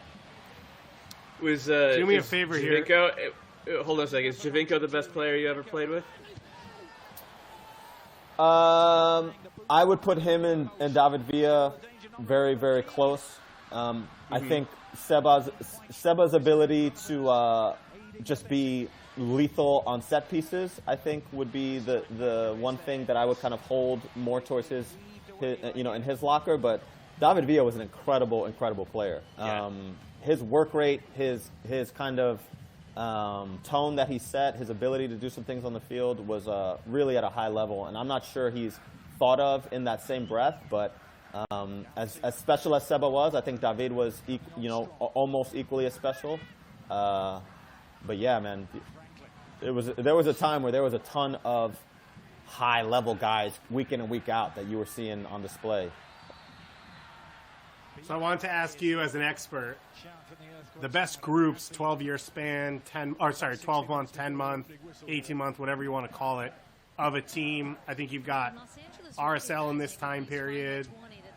You've got this Galaxy group for a little bit. You've got SKC. You've got the Red Bulls a little later on, and then Toronto. What's the best group? Like, if you were going to pick 1 year, one team to say this is the best MLS has ever had, or at least in your time in the league, who goes in there? Yeah, I think again, I think a little bit biased. I would say I think the Galaxy team, like this kind of era here that we played against with not only Beckham, Keane, and Landon, but also Juninho playing at a high level. Todd Donovan was a stalwart for a long time. Omar was a beast. Those guys, I think that was a dynasty type team. Obviously McGee, obviously can't forget him. But I think, if you were to put a team versus a team, I don't see anyone really giving the 2017 Toronto FC team. I don't see anyone kind of head and shoulders above us. If anything, we're equal to any team in league history. But for my money, Toronto FC would beat anyone in any of those eras that they played against. Again, I'm biased because I was there and I got to see it week in and week out, and I got to see Giovinco, and if it's not Giovinco, it's Victor Vasquez, and if it's not Victor Vasquez, it's Josie Altidore, and which problem do you want? Justin Morrow and double-digit goals. I mean, it was coming from every angle, it was coming in every which way, and I would put them up with anyone. Here's this Wando finish once again. We've got a question from Arky408 on YouTube who wants to know, Jason, what was it like reuniting with Beta and Morrow when you got to Toronto? Was it like family back together? Yeah, it was really cool, and I think rarely in sports do you get this kind of this kind of things going full circle. Great save, Bings. Things kind of coming full circle. Yeah. Steven Beitashour and Justin Morrow were rookies in San Jose, where I was very much a prominent player and, wore the armband for a time. And so, they were looking to cut their teeth and really understand what being a pro was like. And then to join them in Toronto, when now they were established players with accolades of their own, and they were the ones driving the ship, and I was kind of just, along to help out, where the roles were reversed maybe a little bit back when we first met. It was really a everything coming full circle moment, and it certainly felt like the goals and the dreams we had in San Jose to accomplish, that we were now going to do these things in Toronto, and we were not going to let anything slip, and we got to do that, and it's really a special thing. I was always a huge fan of those two. They're some of the best to interview in MLS because they're some of the nicest guys. But they did it. Even Beta, I'd say, in Vancouver, one of the best fullbacks in MLS his entire time there. Every team that's gotten rid of Beitashour has regretted it the next year. Yeah. Like Jason said it earlier, like he doesn't play he's not a glamorous, eye-catching type of fullback, but like every team that has gotten rid of him, the next year right back has been a problem for them. It's uncanny. So let me ask you guys, why do you think a guy like Steven doesn't necessarily have a club at the moment? Passport. I think you hit the nail on the head. If he was Italian or Argentinian, then there would be 15 teams lining up to try to sign him. I think that the original sin of American soccer is our inferiority complex. I think that we don't start valuing our own guys until we see someone else start valuing our guys. And I think that in order to be what we all want to be, which is a top 8 or a top 10 regularly, U.S. national team and a top 4 or 5 league, we need to get over that, and we need to believe in our guys the way we see in Italy, in Germany, and look, it's good. We're not there yet, but we have to start. We have to stop pushing our players to the side in order to make up. And just because someone has a passport from elsewhere, that doesn't make them better. Period. Yeah, Dave, what do you think? I think 95% of that is right, Doyle, and I agree with 95% of it. I'm a zealot about it. I admit it. Yeah. I know, but I think there's 5% about it that is the more years you play, the more guaranteed money you get at fullback in a salary cap league, how much your team's willing to spend, and that shouldn't be. I'm not saying that's right. Right? This San Jose team is proof that if you have a solid level across the board, you don't need to be able to invest in three superstars alone that can push you, but I think that hurts a lot of MLS veterans towards the end of their career. Jason, you know better than me from both sides, right? You look at salary caps and you experienced it, of just like how much teams will take flyers on random guys because it's cheaper to bring them from Honduras than, to bring in an MLS veteran. Yeah, no, there's no doubt. I mean, listen, if any club worth its salt is looking to, play with the fine margins, and fullback, I think traditionally in MLS has been a place where people look to underpay to kind of load up other positions that impact the game more, and so that totally makes sense. I don't see how in a league where we're kind of expanding so much and looking for solid, consistent, high-level play and someone with track record and resume, someone who knows how to do it here, not just because of expansion, but just in general, to think that there are 20-some-odd guys better for the job than someone who's shown what he's shown in the last 10 or so years, it's tough to wrap my head around for sure. And I think part of that is, and you've talked about it a few times in this, like the value in this league of winning, having won in this league or competed in this league, and this is to Doyle's point, probably isn't as high as other things that you associate with players, which the teams that win have MLS veterans, and we act like it's a coincidence or it's a luxury when it's not. It's a reality, but, we choose not to mention that, like, when Seattle goes far, they have pieces that have played in this league, even like you at TFC, but Drew Moore, the next year, and then you still had, guys who had played in this league, Toshan Ricketts coming off the bench, like all those things. We act like it's a coincidence every time those teams do well, when it's like Michael Parkhurst was a huge part of what Atlanta did, even though they spent the money on South American players. Jeff Lorenowitz. Yeah, yep, absolutely. That's another 2005 supplemental draft pick, Jeff Lorenowitz. Class the was best strong. supplemental draft in league history. Good one. Dan Gargan. It's no joke, Dan Kennedy, man. Dan Gargan, Dan Kennedy. Dan Gargan, another MLS vet champion. I don't know. You have any good MLS Reserve League stories, Jason? Oh my gosh, do I have Reserve League stories? Well, how long is this thing, man? I have a. Hey, Wando's silently watching, so we got time. Yeah, listen, man. I once was playing in a reserve game. I want to say it was at Salt. It might have been at Colorado, but whatever team Clint Mathis was playing for at the time. And so it's a Sunday morning. Everyone is so angry to be there because we didn't get enough minutes the night before at the first team match. And so we step on this field. It's cold. I'm sure some people had gone out the night before, so it's not a great scene across the board. The whistle blows to start the match. Sammy! The whistle blows to start the match. And not more than 2 minutes in, Clint Mathis gets a yellow card. And I'm like, all right, well, he's feeling it this morning. We'll see what happens next. 3 minutes later, he goes in 2 foot, studs up, gets up, screams at the ref, second yellow, walks directly to his car, and drives away. And I was like, this guy... Clint has got no time. Clint Mathis has got no time for the reserve match. He's going home. And I was like, wow. Cletus had a reservation. Incredible. That is amazing. You didn't play with him in New York, right? No. I heard about John Bush. What a look that is. Oh, my goodness. Holy, with the suit. Oh, goodness. Bushy, that's not the best look, pal. That He's is in looking Bushland. wild. That is looking wild. What a beast that guy was. The reserve league was good for some real entertainment, for sure. Chris Wando, reserve league Golden Boot winner. Yep. That's where he got the taste for it.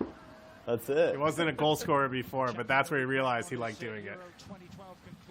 That guy was an absolute nightmare to deal with in the reserve league. You're waking up a Sunday morning and you want some guy who is over the top, intense, sprinting every ball down on the corner flag, just playing. It's like it's the World Cup final, and you're like, guy, this is a reserve game in Houston in July. Can you please chill out? And he is going full tilt for 90 minutes.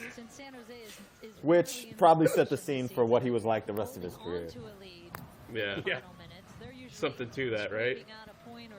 Yeah. So Jason, tell us, because we haven't talked about him yet, the only person maybe we haven't talked about, Frank Yallop, coach of this group. What was it like playing under him? What did he do that made this group work? Yeah, so he was really incredible in that, some of the teams that he managed were, we're talking legendary teams, right? In San Jose, when they won their titles, some really big personalities in the dressing room, and coached and managed in some of the wildest games in MLS history, for being honest. And so with him, it was very cool to play for a manager that had kind of seen it all and done it all as far as MLS goes.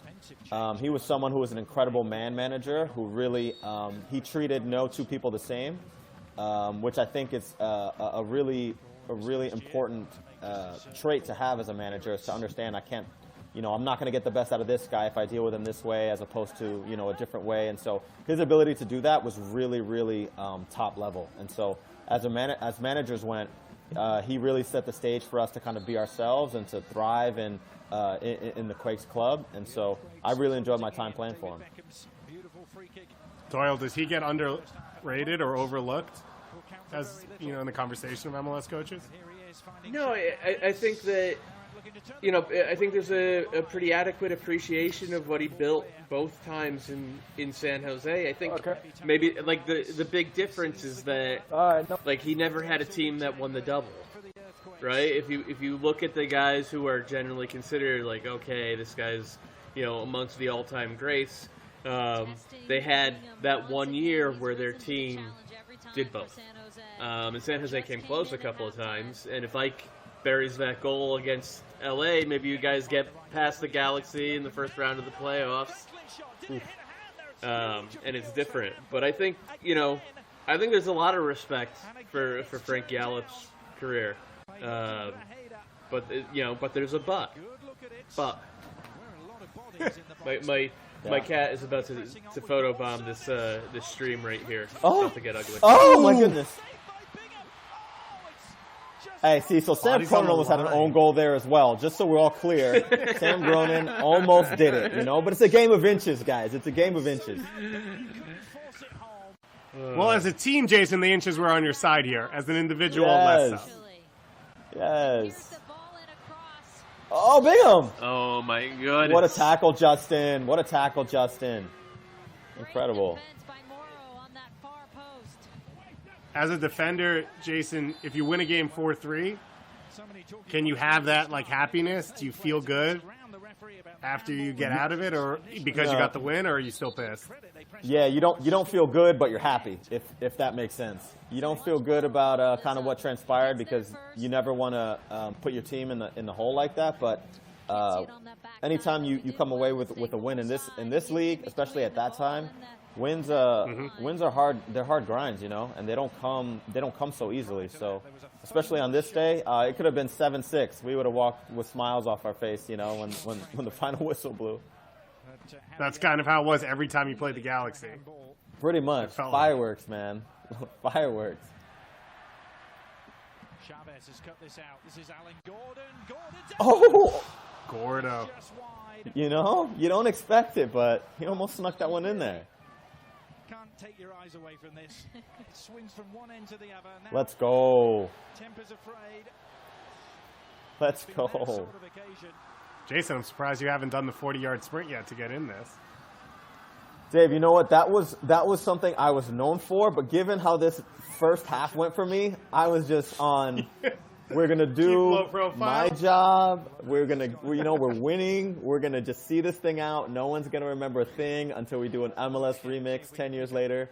So we're just gonna get through this thing, man. That's it. We're trying to bring Wando in here as well to join us. I gotta ask you this: would you have succeeded in a league that had video review? I would have been traded probably five more additional times because the things you could get away with back then, and you look at it now and it's almost like a different game as far as what you're doing in the box. You know, you can watch right here if there's a close-up. There are going to be 3 separate muggings that are going to take place. And just so from a set-piece perspective alone, there's no way. Now you talk about the funny stuff and the funny business you would do when the cameras weren't on you and maybe pointing downfield and there weren't 10 different cameras on the pitch seeing what was going on. Yeah, it could have been a real situation for sure. One of my favorite experiences was right when MLS was instituting it. They were doing some work at Red Bull Arena, and Aurelian Collin was like, yeah, this sounds like a great idea. And I was like, I don't think you understand exactly what's about to happen. I don't think you know who this is going to go against, but to each his own. He would be, you know, good, very, very good player. He would be a culprit. He would be a victim of the old VAR, that's for sure. That's for sure.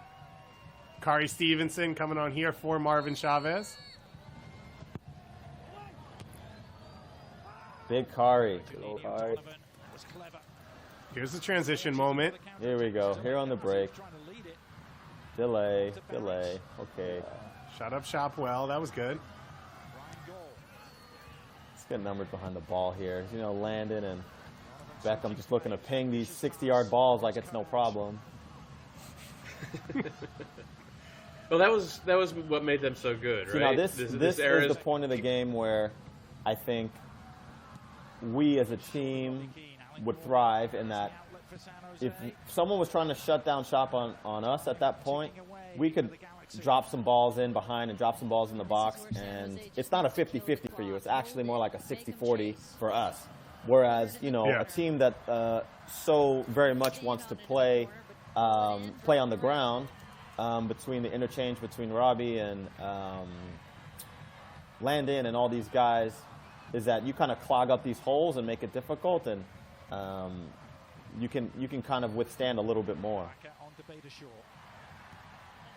What made them so good, this Galaxy team, though, is they were able to make the game big so quick.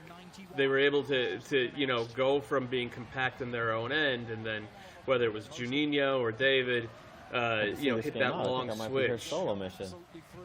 Oh boy! Long ball. Stand him up, Jay. Robbie Keane's tricky. This hey, guy. Wando, you able to hear me? Boys. We're having some technical difficulties. Good team defending. Wando, you got me? Because Jason can't hear me.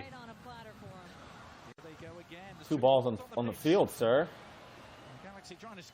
All right, Victor trying to outmuscle David Bingham there, our own goalie.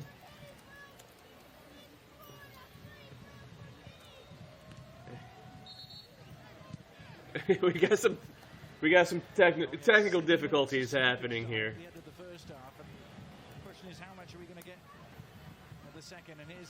Almost let the game speak for itself from this point onwards, because it gets wild out of control in stoppage time. Ball to do with in-swing from. Oh, that's got lucky there. Excellent opportunity.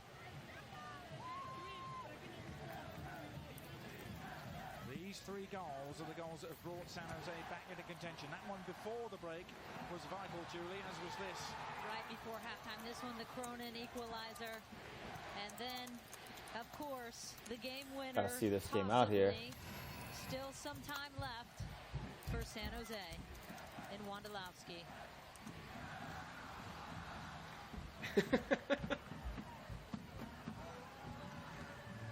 Wondolowski at the moment has a game winner. Angry Wando. That to me, Julie's almost one of the most remarkable. Seeing the red mist just about descending here at the end of the game, as I think as Jason's saying, normal Wando on the field. And this Galaxy team right here, like even, you know, a goal down late, you almost always expected them to find the equalizer. They were so good. But then this next minute and a half is where it all goes off the rails. And this rivalry, which had been kind of simmering for a while, starts to get reborn. And it gives us just an iconic memory from what is, as a neutral, like this is one of my favorite seasons any team has ever had in MLS. It's an iconic season from the Quakes. And you can see poor Sam Cronin, he's obviously hurt really bad. He's going to have to stay down here for a while. I'm sure everybody will understand. Nobody could possibly have an issue with this one. It's just what happens in this game. Oh, God. Oh, what was that? Oh, he's okay. Oh, my goodness. And it's on. Doyle. What's up, buddy? Is this arguably the most talented play in MLS history that Beckham hits this on a dime? Beckham had some moments, okay? Like, that said, I was really impressed by that one because he literally, from 35 yards away, he drop kicked it and pinged it right off of Sam Cronin's thigh, hit the ref as well, and then fights the mascot.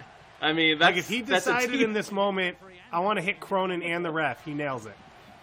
Yeah. Oh, I mean, that was like Minnesota Fats billiards right there. Like, it was spectacular. Not just a pretty face, folks. Can you guys see me? Am I back? Yeah. Am I back?